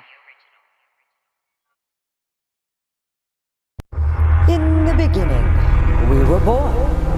Then we grew. Everything we knew was new. Are you gonna spread love or hate? Are you gonna spread love or hate? Are you gonna spread love or hate?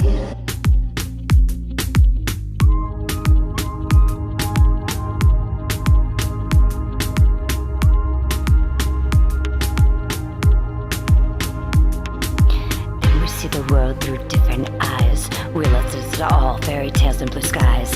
Everyone is wearing a mask in disguise, covering up their issues with betrayals and lies. As we wish we could see through our childhood eyes, I ask you.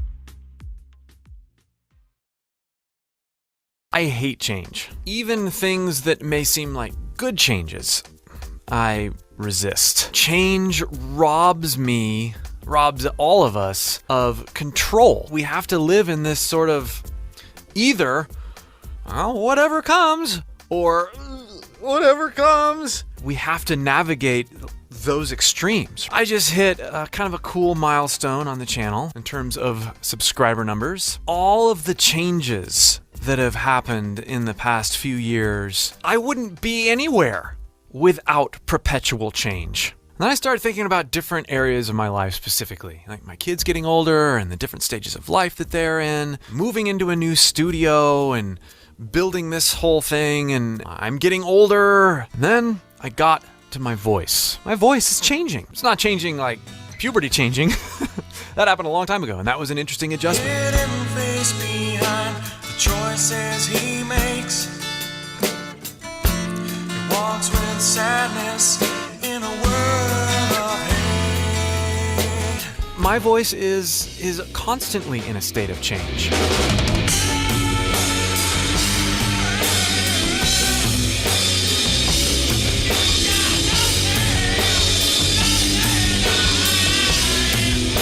Your voice is constantly in a state of change.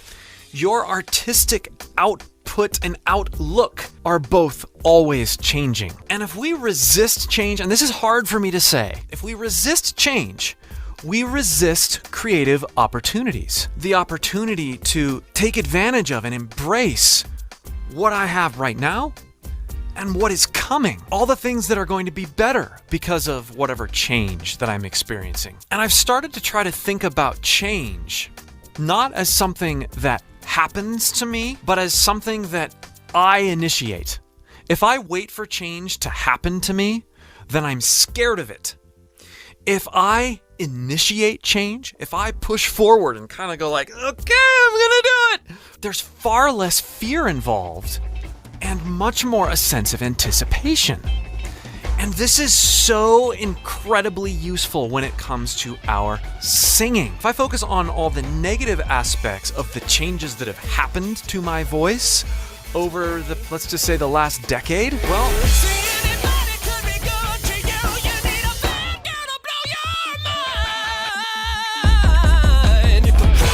I listen back to some of the old recordings that I did 10 years ago and go, whoa, that was a really awesome run, or whoa, that was a really awesome line. And then I just sort of haphazardly try to sing it, and I can't do it in the same way. Never mind that I'm not warmed up and I'm not really in the moment of the recording session, all that stuff. But there's a sense of judgment that I start putting on my voice of today when I get nostalgic about my voice of a while ago. And this is not healthy. If I switch that mentality and say instead, well, what does my voice have, or what can my voice do now that it didn't do as good? Like, where's my voice going?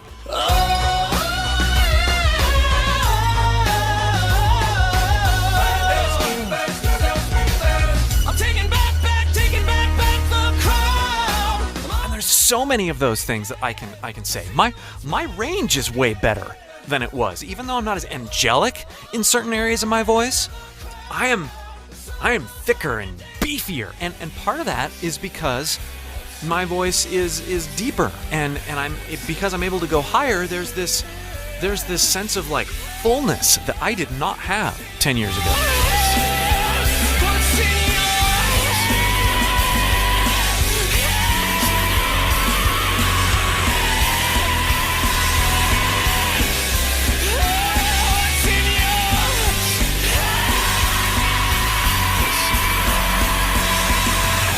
I have way more energy and a way better pulse on what my voice is capable of. So I can go a lot longer in my recording sessions and in my performances because I have a more intimate relationship with my voice. I can also interpret phrases and pull things from other singers in ways I never could 10 years ago.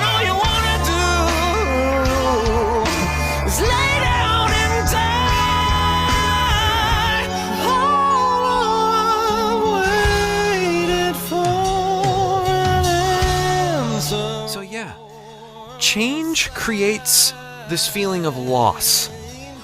But if we look at things correctly and hopefully and positively, in that change creates opportunity, creative opportunities. Our singing, even as our voice changes, even as life circumstances change, even if things happen to us that might initially be perceived as bad, let's look at the creative opportunities. Let's look at the mindset opportunities we can embrace so that we perpetuate positive change instead of letting what we perceive as negative change happen.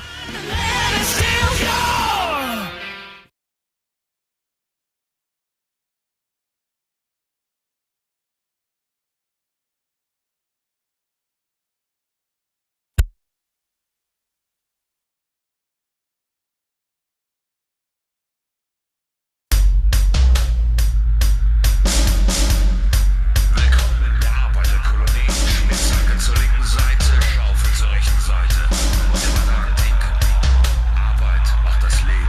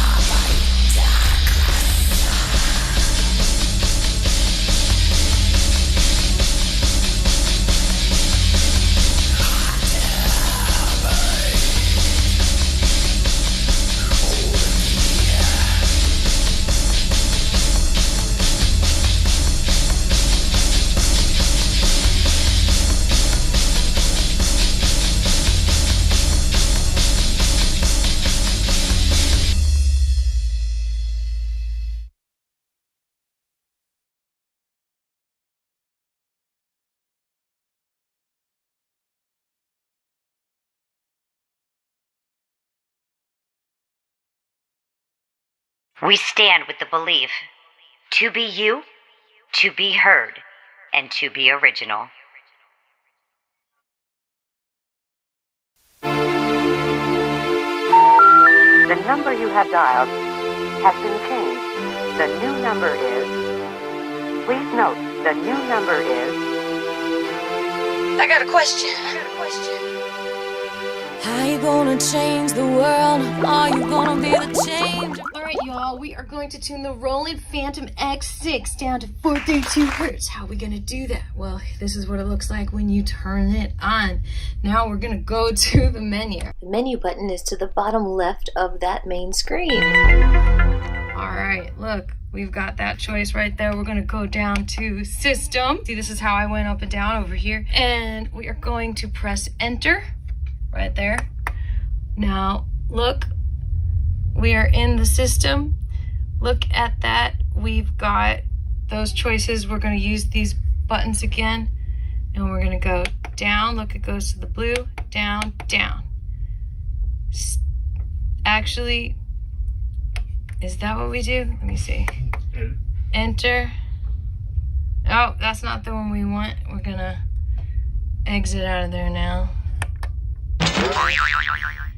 Let's see, what was it? Okay, so we're gonna exit out of here too. We're gonna go up, up, up, and exit. The number you have dialed has been changed. The new number is... Please note, the new number is... Thought it was System, but let's see what the other choices are. Okay, menu, boom. So there's System, Utility, Live Setting. I think it is System. We're gonna try this one more time. Enter. Oh, look on the left here. How we go down there? Oh, here. We're gonna go down with the F2. Down, keyboard, down, sync tempo, metronome, sound. That's what we want. Y'all, we're on sound. We go to master tune. Look at that. It says 440. We go to the arrows again. We go down. Oh, wait, how'd you skip on me? Okay, we go down. We go to this guy right here, and we're going to bring you down to the left here. Keep in mind what the different electronic instruments are calling this. This is called a master tune on this keyboard. On the Korg, it's called global tuning. So what other names have you discovered for this kind of tunage change from 440 hertz, which is the A at 440, to something else? We go to this guy right here, and we're going to bring you down to the left here until we hit boom, boom, boom, boom, boom. 433, 432. Look, you could do anything you want. We're doing 432. We press enter, and look at that. It brings you to it. Enter. We're all set, y'all. Now, what I like to do is I like to go down on here, F2, and I like to go to the scale tune also. I noticed, I don't know why, but when I turn this off here by, how am I turned off? Do I go up? Let's see. Oh, I go down? No, I go up. Let's see if I do enter. Oh, yeah, there we go. Now we go up to the off. I'm gonna select that. That's what I do, people. Good luck. Keep it real. Okay, and now we're gonna play a little bit for you over here. See what it sounds like.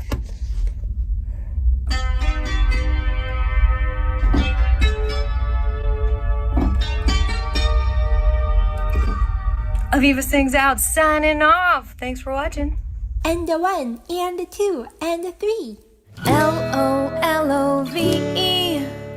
L-O-Elevate me.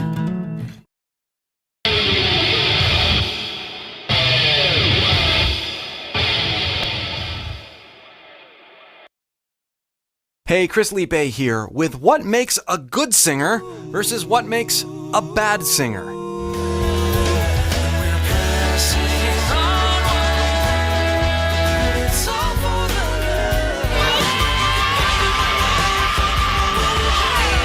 Comparisons are going to absolutely flummox you because a lot of the things that you think make a good singer actually make a bad singer. And a lot of the things that you might think bad singers do all the time, actually really good singers do them all the time. So this is going to be eye-opening for many of you. We're going to be looking at what a good singer does in light of what I like to call the 3 C's of great singing. So stick around. I'm going to unpack these things, share examples, and let's all become good singers and shy away from habits and things that bad singers do. If you dig this kind of approach, this introspective mindfulness way of digging into your voice, you will love my course, Discover Your Voice. It is the way to get started in thinking about your voice in these ways. Click the link below and request an invitation to my course. And when slots open up, you'll get that invitation. Be sure to like and subscribe to the channel if you haven't already. Turn those notifications on and leave comments and push the like button so that these videos continue to get pushed out to more and more people. All right, bad singer, good singer. We are going to start with something that bad singers do, and then I will juxtapose that with something that good singers do to level it out and help us to think about things differently. Okay, bad singers focus a lot on pitch.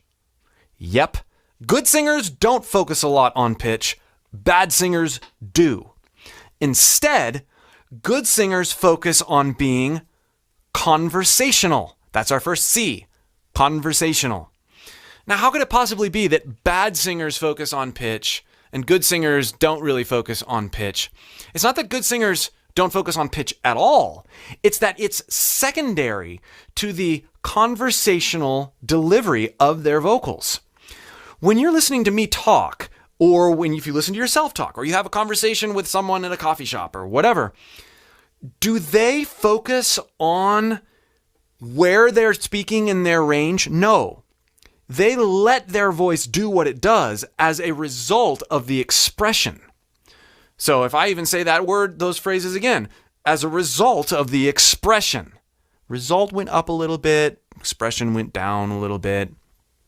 Expression was a little bit more guttural. As a result, as a result of the expression. The point is I'm not pinpointing exactly what I want to do. I'm letting the expression and the context.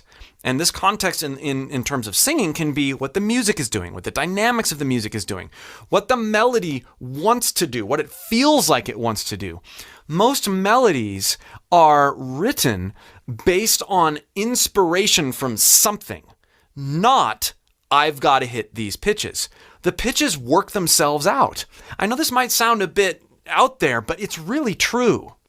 The pitches work themselves out when you pursue conversation, when you pursue expressive conversation through your voice. Let me give you an example. I'm going to use the phrase, I went to the dump. Now, if I'm going to say that phrase, I could say it in a lot of different ways. Am I excited about going to the dump? Probably not. Maybe I am. Depends on why I'm going. But in this case, I'm not really that excited. I'm actually kind of angry that I went to the dump. I went to the dump. I went to the dump. Now,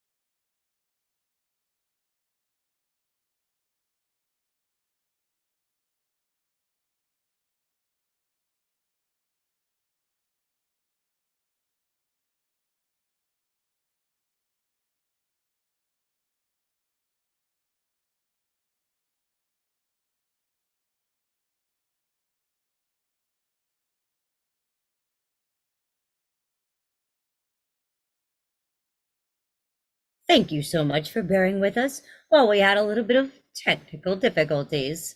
We're going to go ahead and we're going to start that video over with Johnny Fernandez. Thank you so much for standing by again. We're going to start that video over with Mr. Chris Liepe and Aviva Sings Out. Thank you again for joining us as Angified Presents Sunday Songwriting.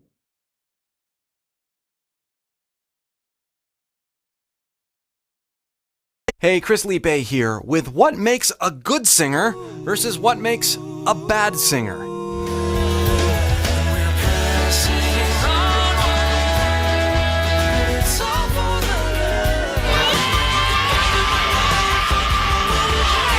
These comparisons are going to absolutely flummox you because a lot of the things that you think make a good singer actually make a bad singer. And a lot of the things that you might think bad singers do all the time, actually really good singers do them all the time.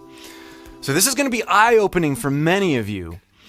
We're going to be looking at what a good singer does in light of what I like to call the 3 C's of great singing.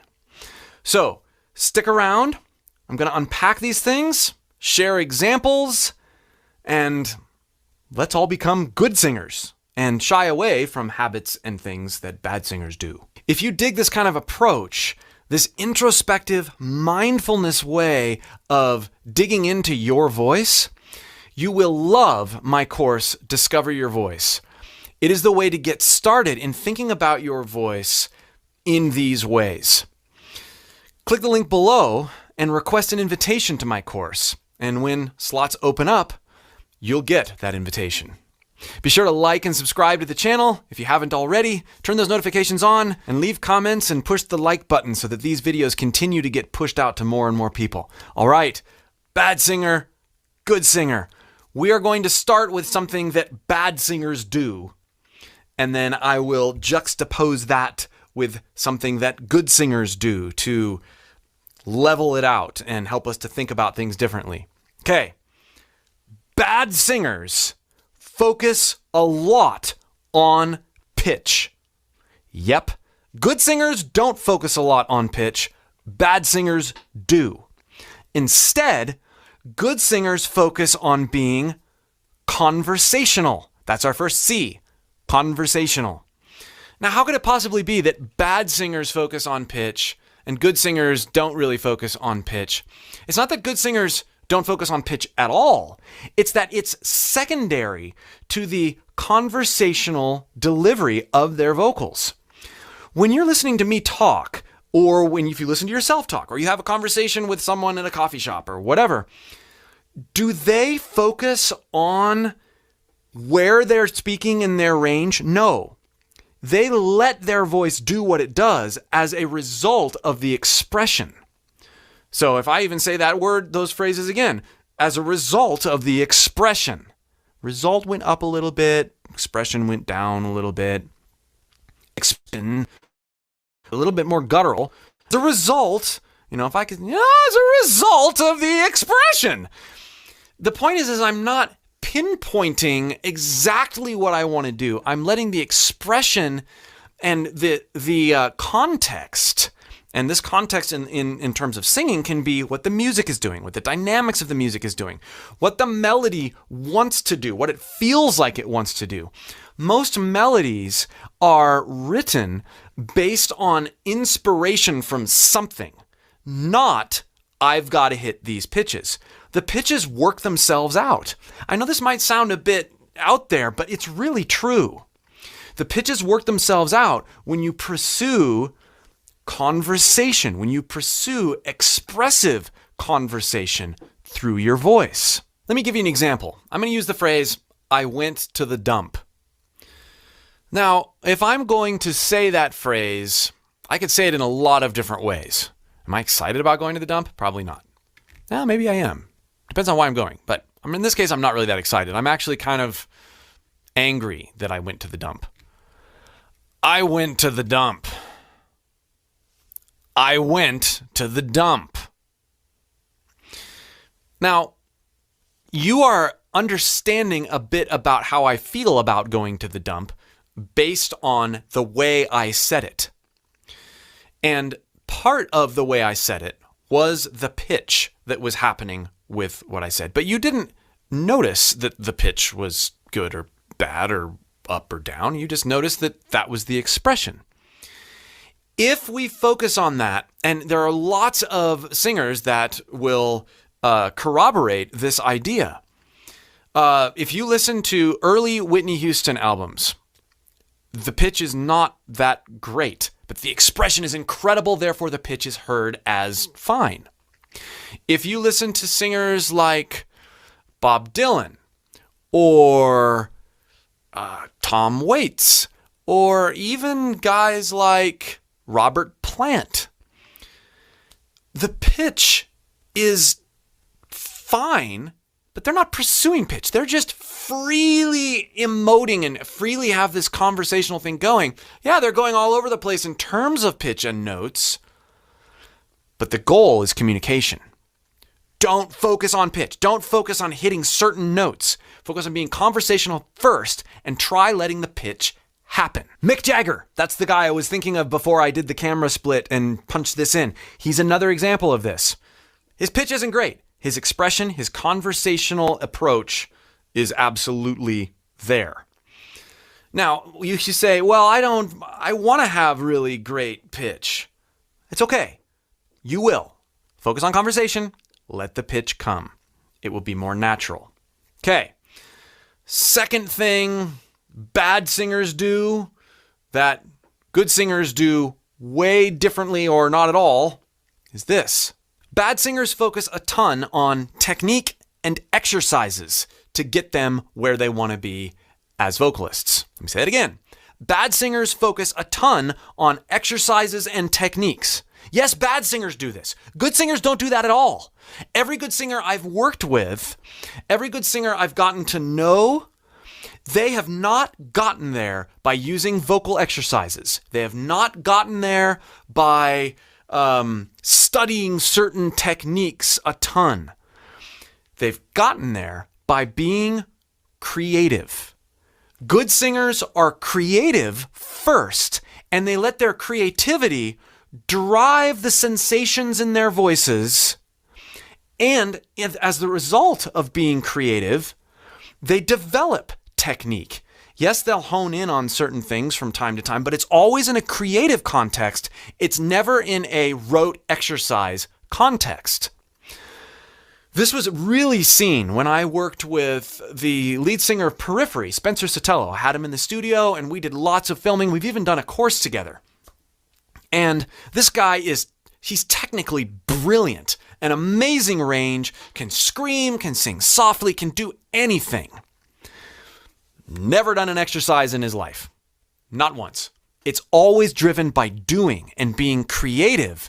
And then when you are having trouble doing something that you're hearing in your head, then you pursue a particular technique and you work on that. But again, in the context of what you're creating, not in something, oh, do this, and this, and sing this scale, and this scale, and this scale, and then you'll get that note, or you'll learn how to scream, or you'll learn it. It's just not the way it's done.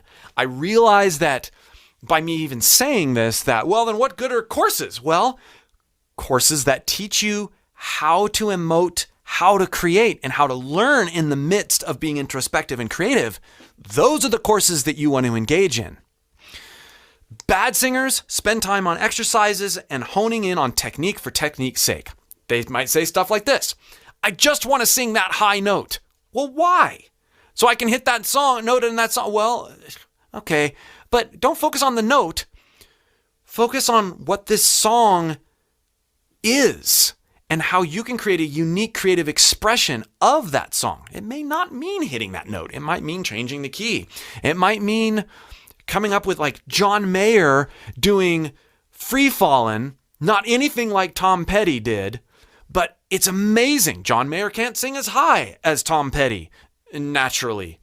That's okay. He made it his own, and it's, in my opinion, a way better version. Don't focus on technique for technique's sake. Don't do a bunch of exercises.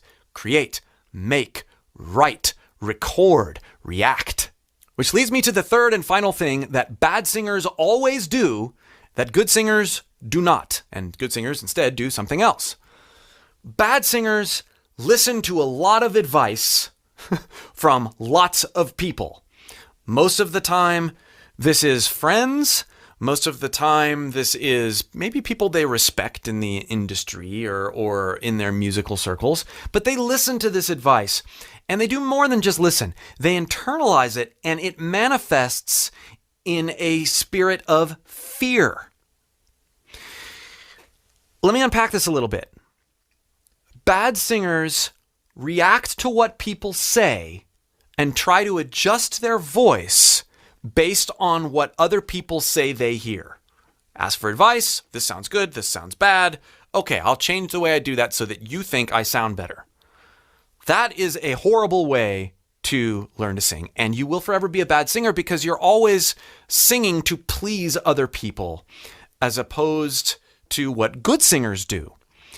Good singers are courageous. Good singers don't care what people say.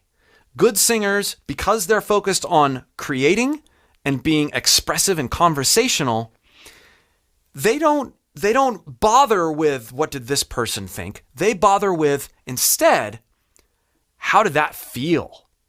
How engaged was I based on how that felt? Am I experiencing my voice as a resonant piece of musical art? If I am doing that, the sounds that come out are genuine, honest, and come about in the most organic way. You can't possibly do this if you're thinking about, your mom or your brother, or you're not very musically inclined. You can't sing. Or that sounded too nasal over there. Don't do that. Or you're going to get all these conflicting things that don't mean anything. And you probably have gotten this. Bad singers listen to other people critique when they know nothing about what really is going to make your voice tick. Being courageous, trying things, even if they may not sound good right away. If you're in the midst of creating and you're courageous in your creations and you're conversational, there's going to be no room for this stuff. Bad singers listen to other people's advice. Good singers are courageous. Good singers step out. Good singers do things. They take risks and they're rewarded for it. I can't tell you how many times these 3 C's, conversational, creative, and courageous, have upped my game as a singer over the years. As I go through this sort of mentality, well, am I being courageous or am I being fearful and groveling at the feet of people who I want approval from? Am I being creative, or am I becoming rote and technical and honing in on the ins and outs and do's and don'ts? Horrible place to live. Am I focusing on delivering a melody and getting the pitches right, or am I focusing on having a musical conversation? Keep these in mind as you press forward in your vocal journey. Again, if you'd like to work with me on a deeper level, click that link below and request an invitation to my course, Discover Your Voice. I look forward to working more with you. Again, leave comments, press the like button, subscribe to the channel if you haven't already. We'll see you for more.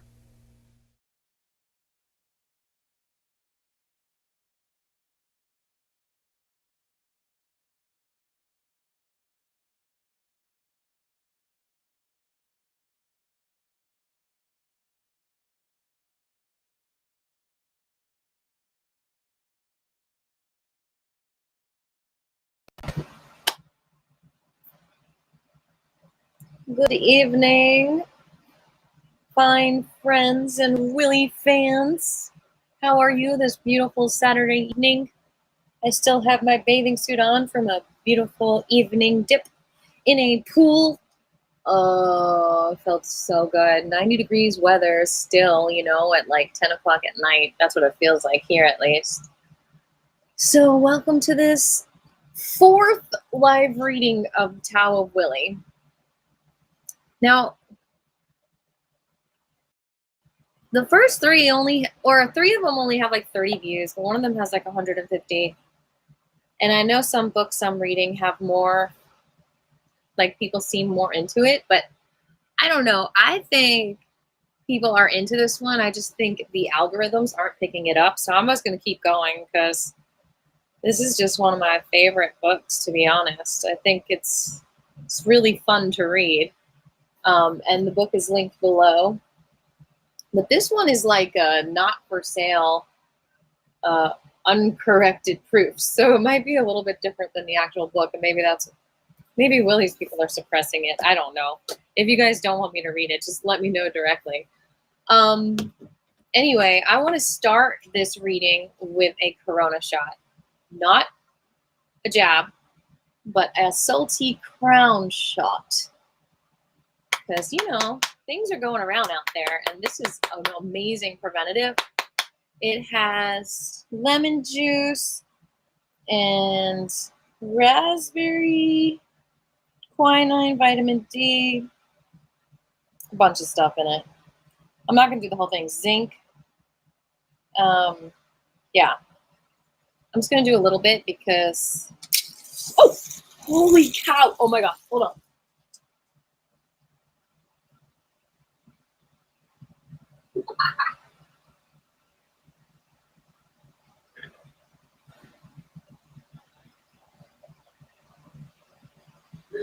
Mental note, do not shake it. Maybe it's bad. Oh my gosh. It went everywhere. Hey man, that's the beauty of live. You get to make a fool of yourself and you can't undo it. I could edit it out. But anyway, where's the expiration date? No, November 10th. So we should be good. Just don't shake it like I did, okay? This is a how-to video, how not to do it. All right, so I'm going to start by guzzling some of this before I read. Oh, gosh. Okay, this is not working. It is getting all over me. I'm taking a bath in this. All right, we got it open now. We got it open.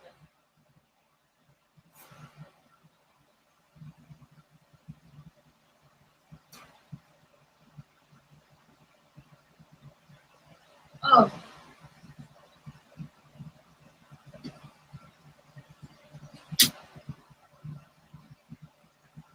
My top is still wet, so I guess they wanted to balance out my bottom being wet too from this. All right, we're gonna do a little sippy of our Corona shot. Cheers to you all. Hope you have some lemon juice out there or something.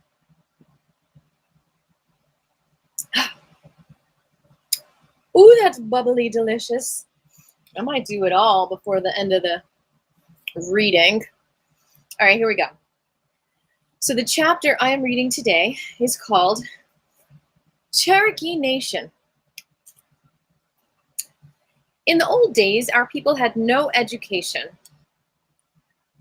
All their wisdom and knowledge came to them from dreams.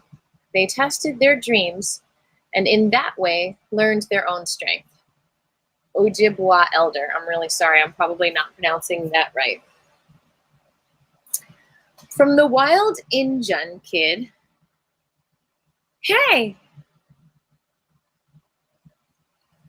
I think there's something called Usnia, right? With an N. Usnia. Let me look it up. How's it going, Diane? Yeah, there's something called Usnia. Maybe there's something called Asia too. I don't think so. Yeah, Usnia I've definitely heard of. It's a leafless grayish green. It's a grayish green lichen that grows like a leafless mini shrub. It's a fungi. Usnia. Oh, it's so pretty. And yeah, it says it's really good to reduce pain and helps with weight loss. That's right. I think I might have some of that. I don't know if I've ever used it. Have you? Anyway, back to Willie. Thanks for hanging out with me and thanks for the thumbs up.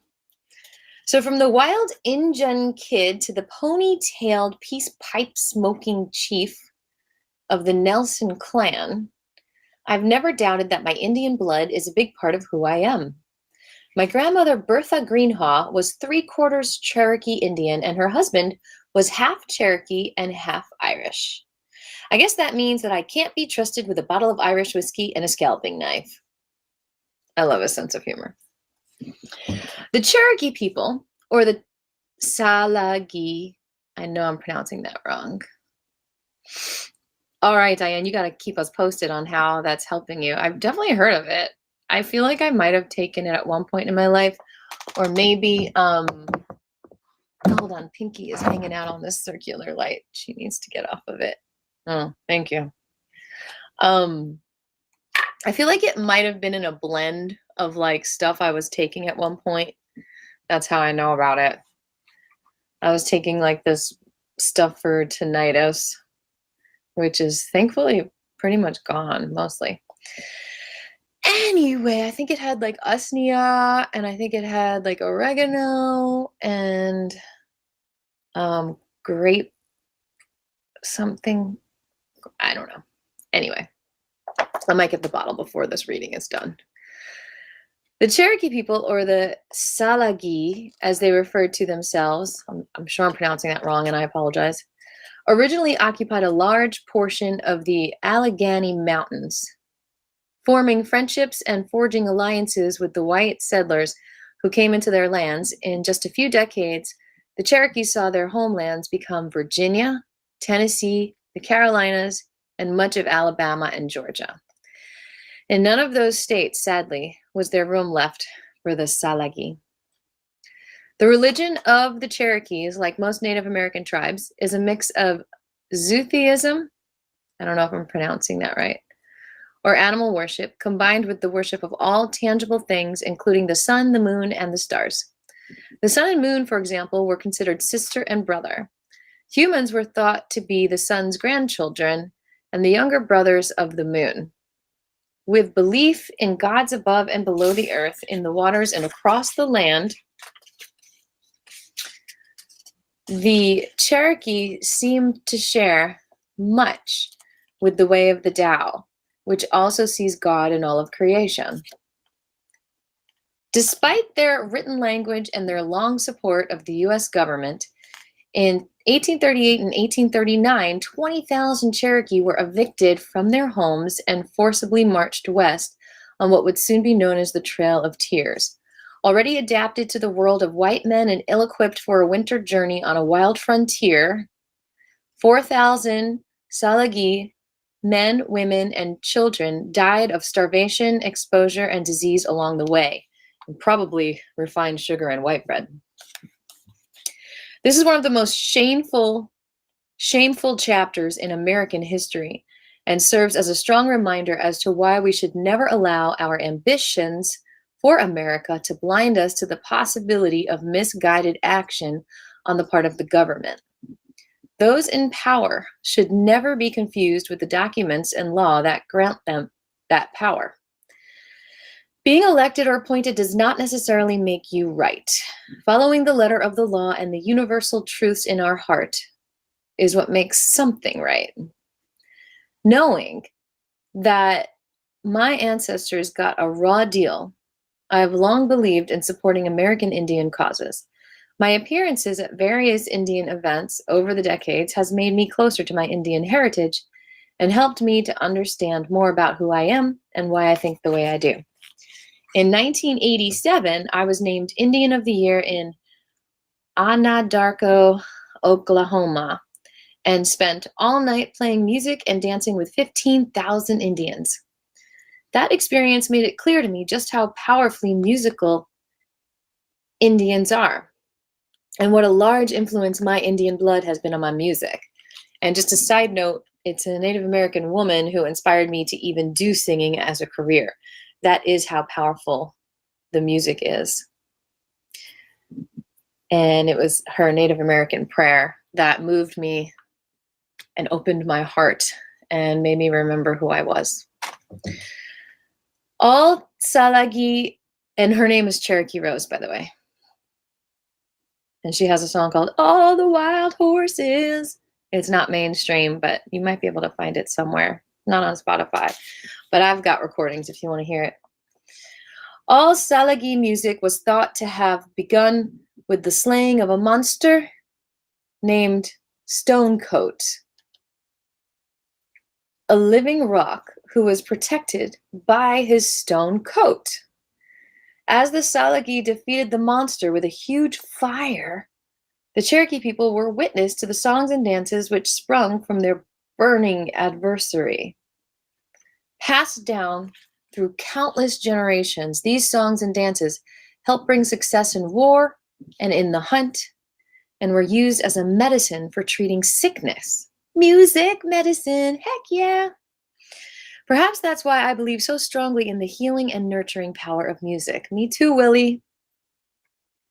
One of my favorite Cherokee stories speaks as well to us today as it did to the Salagi hundreds of years ago. I'm going to look up how to pronounce Salagi because I feel bad I'm probably saying it wrong.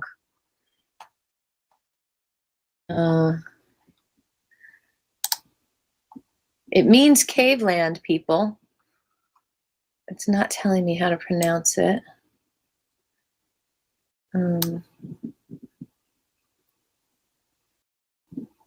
Let's see. How do you pronounce?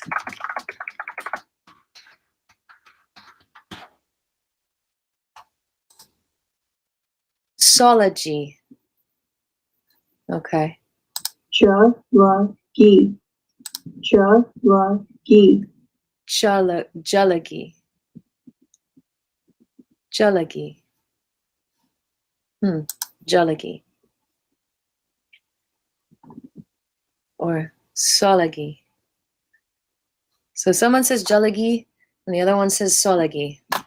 What do you think? I don't know. Anyway, Solagi.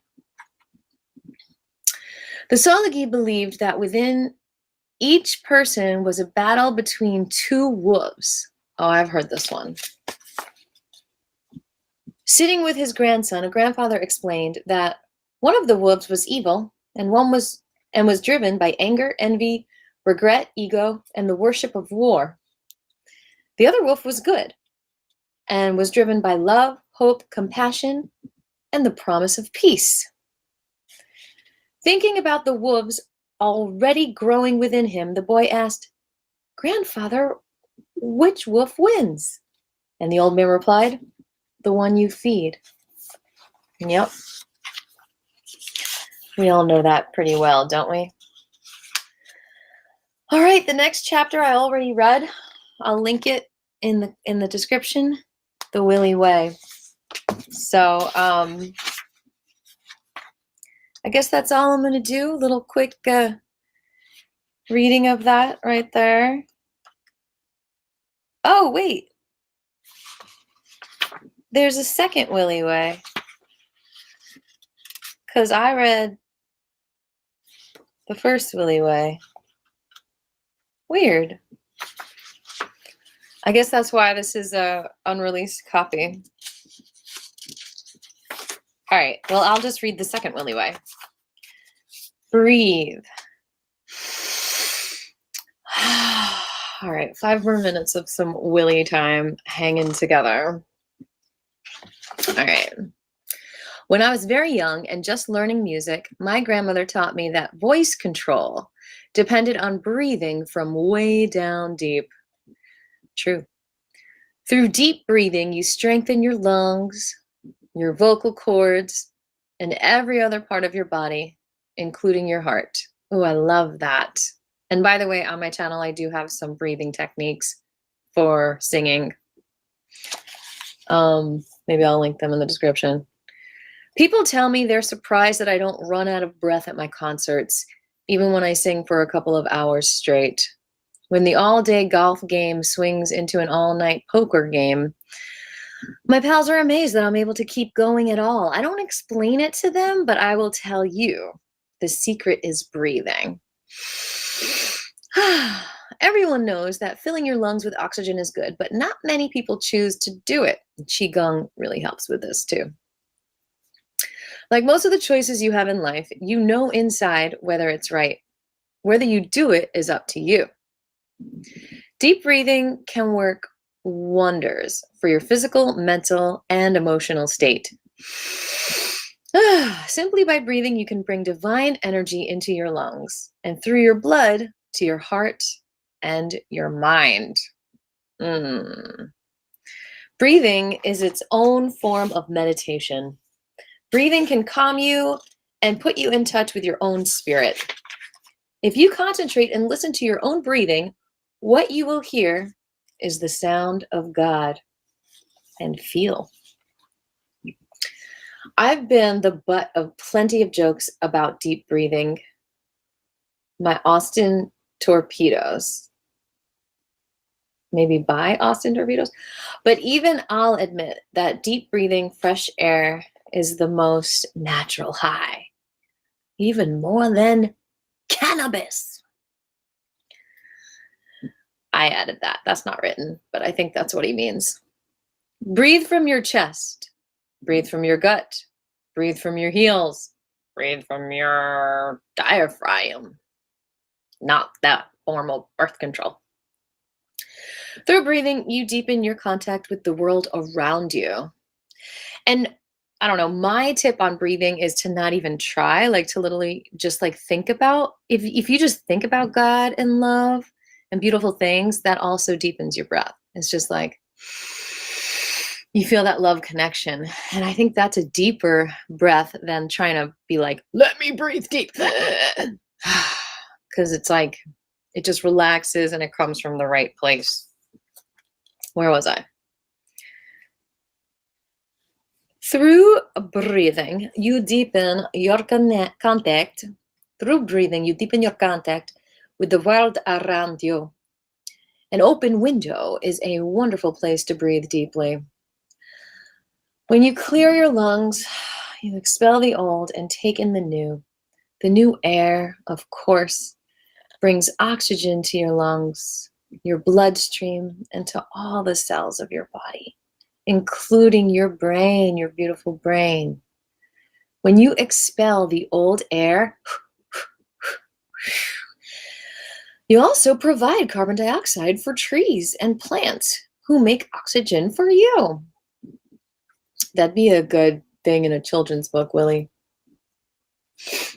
The logic of the circle of life is to plant a tree and breathe deep. The hardest thing to see on this incredible planet is the eternal circle of life, which is anchored by the links between sky and water, between day and night, winter and summer, oxygen and carbon dioxide. True. That's why it's most magical to do Qigong at midnight and 12 noon, when day and night merge. Each of those links is infinitely more solid and everlasting than you and me. The water we drink, the food we eat, and the air we breathe are our connections to that circle. We have many forms of spiritual strength, but physically, the choices are few and simple. If the choice you make is to breathe deeply, you can uncork the genie of your own personal power. All right, we'll stop there. Thank you for joining me this evening. And I think I'm going to finish this guy right here. Any comments? Any thoughts? Anything you want to share? Whew. Thanks for the thumbs up.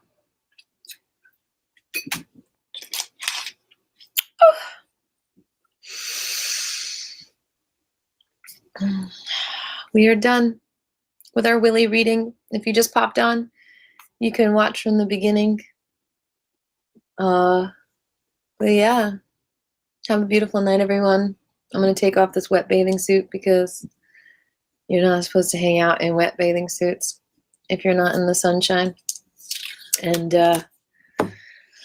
y'all, summer is almost over. Soak in that sun while you can and find that vitamin D that works for you as you transition into the fall.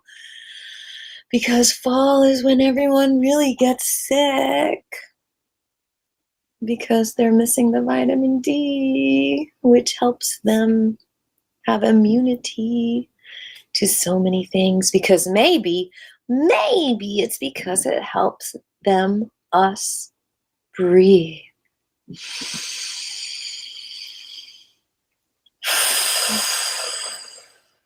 I'm so glad you enjoyed it, Diane. I had to pop in here and say hi to everyone. I was just feeling so high on life after that swim. And Kitty was like bouncing around too. I thought she was going to join us, but she ran into her special little cat cave. So I'll see you guys Monday for Qigong at 11:30.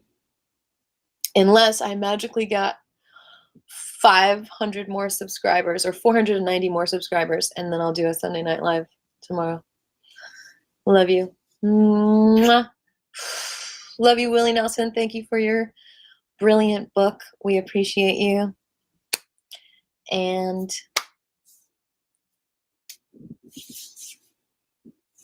just breathe. What's my song about breathing? And it's easy to breathe. Yes, it's easy to breathe. Oh, it's easy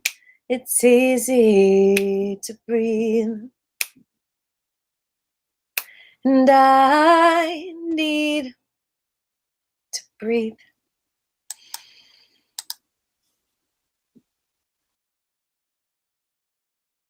We stand with the belief to be you, to be heard, and to be original. Long time, my range was capped at about a G4. Being in my parents' basement with my keyboard, E, and then an F, F sharp, G, pushing harder and harder to try to get those notes. My throat would tense up and I'd get really tired and I felt like I was just shouting. I wasn't able to create that freedom that I heard in other singers. But I had a huge season of breakthroughs. Let me turn back the clock a little bit to my college days where I was studying music and vocal performance and recording. There were lots of opportunities for me to study with doctors of vocal performance. And I remember taking the CD, Soundgarden Super Unknown, the track The Day I Tried to Live, to one of these vocal coaches. And I put that CD on, queued it up. I queued it up to the verse. Distorted,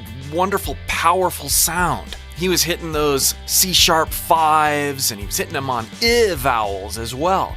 Just nuts. And to my massive disappointment, she hit pause on that CD boombox. She looked at me and she said, "You don't want to sing this way.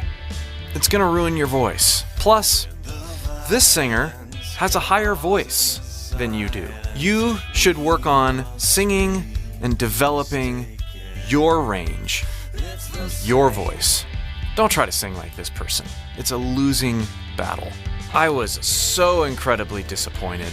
If Chris Cornell, who appeared to have a lower speaking voice than me, the title of the song, waited for music that seemed like it might fit that title, could sing these notes, there had to be a way to do it. Well, a couple of weeks went by, and a buddy of mine who knew I loved Soundgarden gave me 2 CDs. This was really the first exposure I had had to hearing Chris Cornell live. And at the same time, I was subscribed to this unofficial Soundgarden mailing list, compile articles written on Soundgarden, and send them to us via email once a week, and then people would respond to this and it'd be all sorts of neat discussion. It was kind of before social media, and so this was kind of the way to stay in contact with other Soundgarden fans and see what the press was saying about him without having to search a bunch. And I remember reading this article from some sort of critic. This critic said, "Chris Cornell sounds great in the studio, but he sounds like a dying cat live." When I heard him sing live, all the production, layering, and doing the same take over and over again to get that perfect tone out of your voice, all of that was stripped away. And I began to hear his raw approach. And I thought, I can make some of those sounds. Row, saved! Then you stir! Row! I wouldn't go so far as to say he sounds like a dying cat, but yeah, kind of. I stopped imitating or trying to imitate the perfection in the studio recordings and started to do more of what I heard him do live and on earlier recordings, like Little Joe from Screaming Life.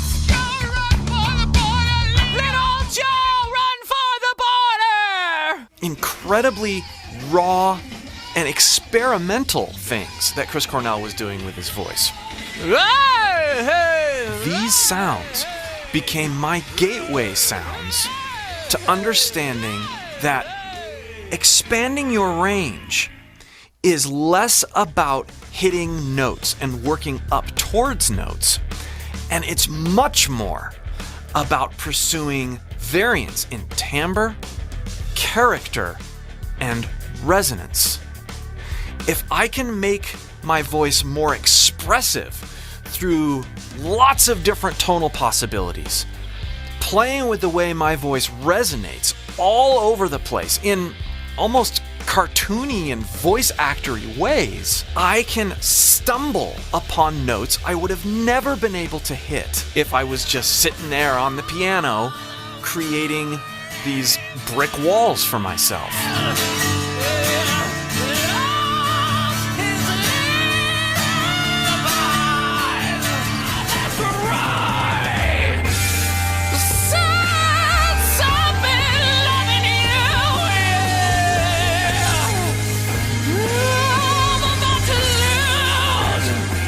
None of the exercises that my vocal coaches gave me back in college helped me to break through that ceiling, that G4 ceiling that I had. In fact, they just frustrated me. They just made me tired and tense. Once I stopped the old approach and embraced the new approach, I was hitting notes all over the place that I never dreamed of hitting. And ironically, years later, that song, The Day I Tried to Live, that I gave to one of my vocal coaches in college and said, how do I do this, would be one of the first Chris Cornell tributes I did on my channel. I was able to hit all the notes, sing the song all the way through, with lots of freedom. By the way, I've got a free singing course that you can access by clicking the link in the video description below. If you'd like help expanding your range in the ways that I'm talking about in this video, click that link and join the free course. So cast that keyboard aside. Stop doing vocal exercises and runs that peg the top of your range. Stop caving in to tense throat syndrome and discouragement because you can't break through the ceiling that you've made for yourself. And start embracing tonal variance, character, crazy sounds and imperfections. And the best place to be inspired to do this kind of thing is by listening to some of your favorite singers mess up live. That's what did it for me. It can work for you as well.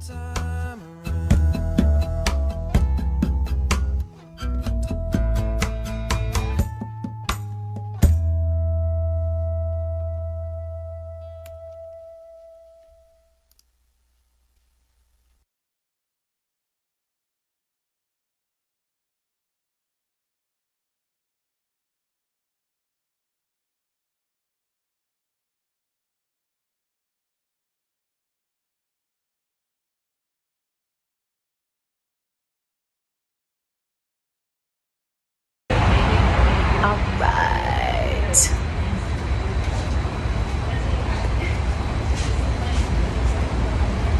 Alright, this next song I'm gonna sing is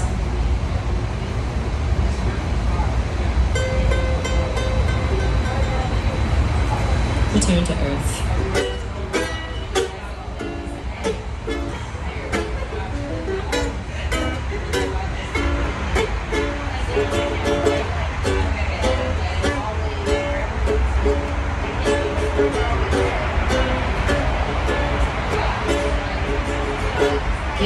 that was then, and now again. Heartache, heartbreak, it made no sense. The pain intense.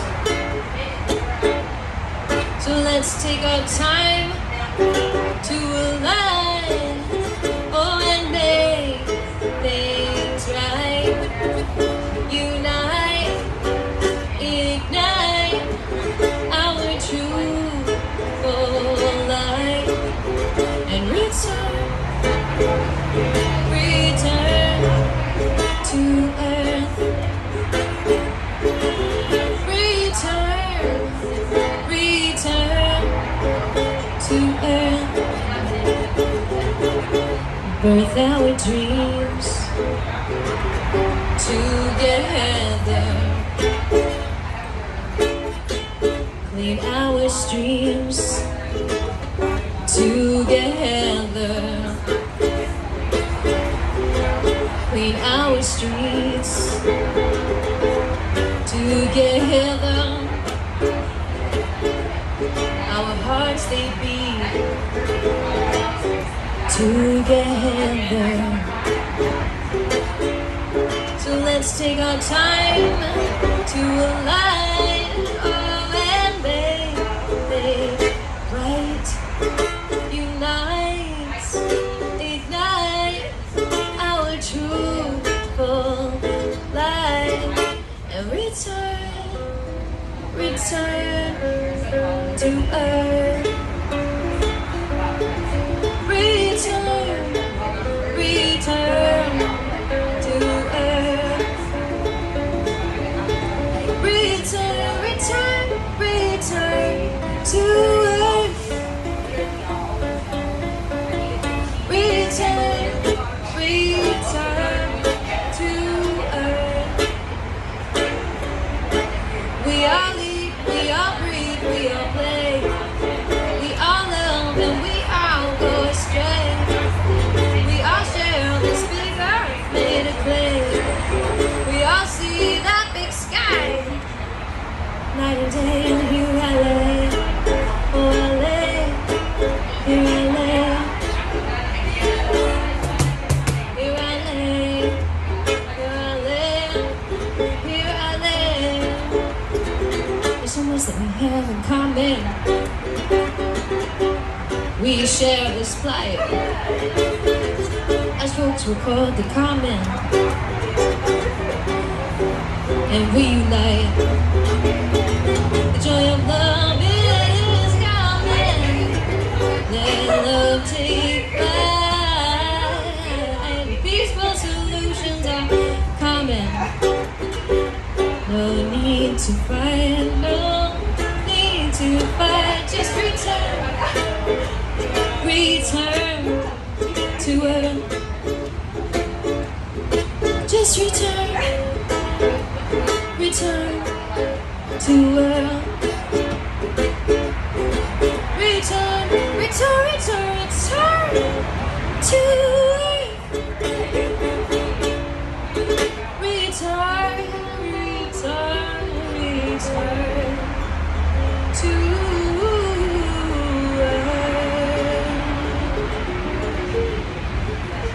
It's the same one. You just do it for it. Oh, good.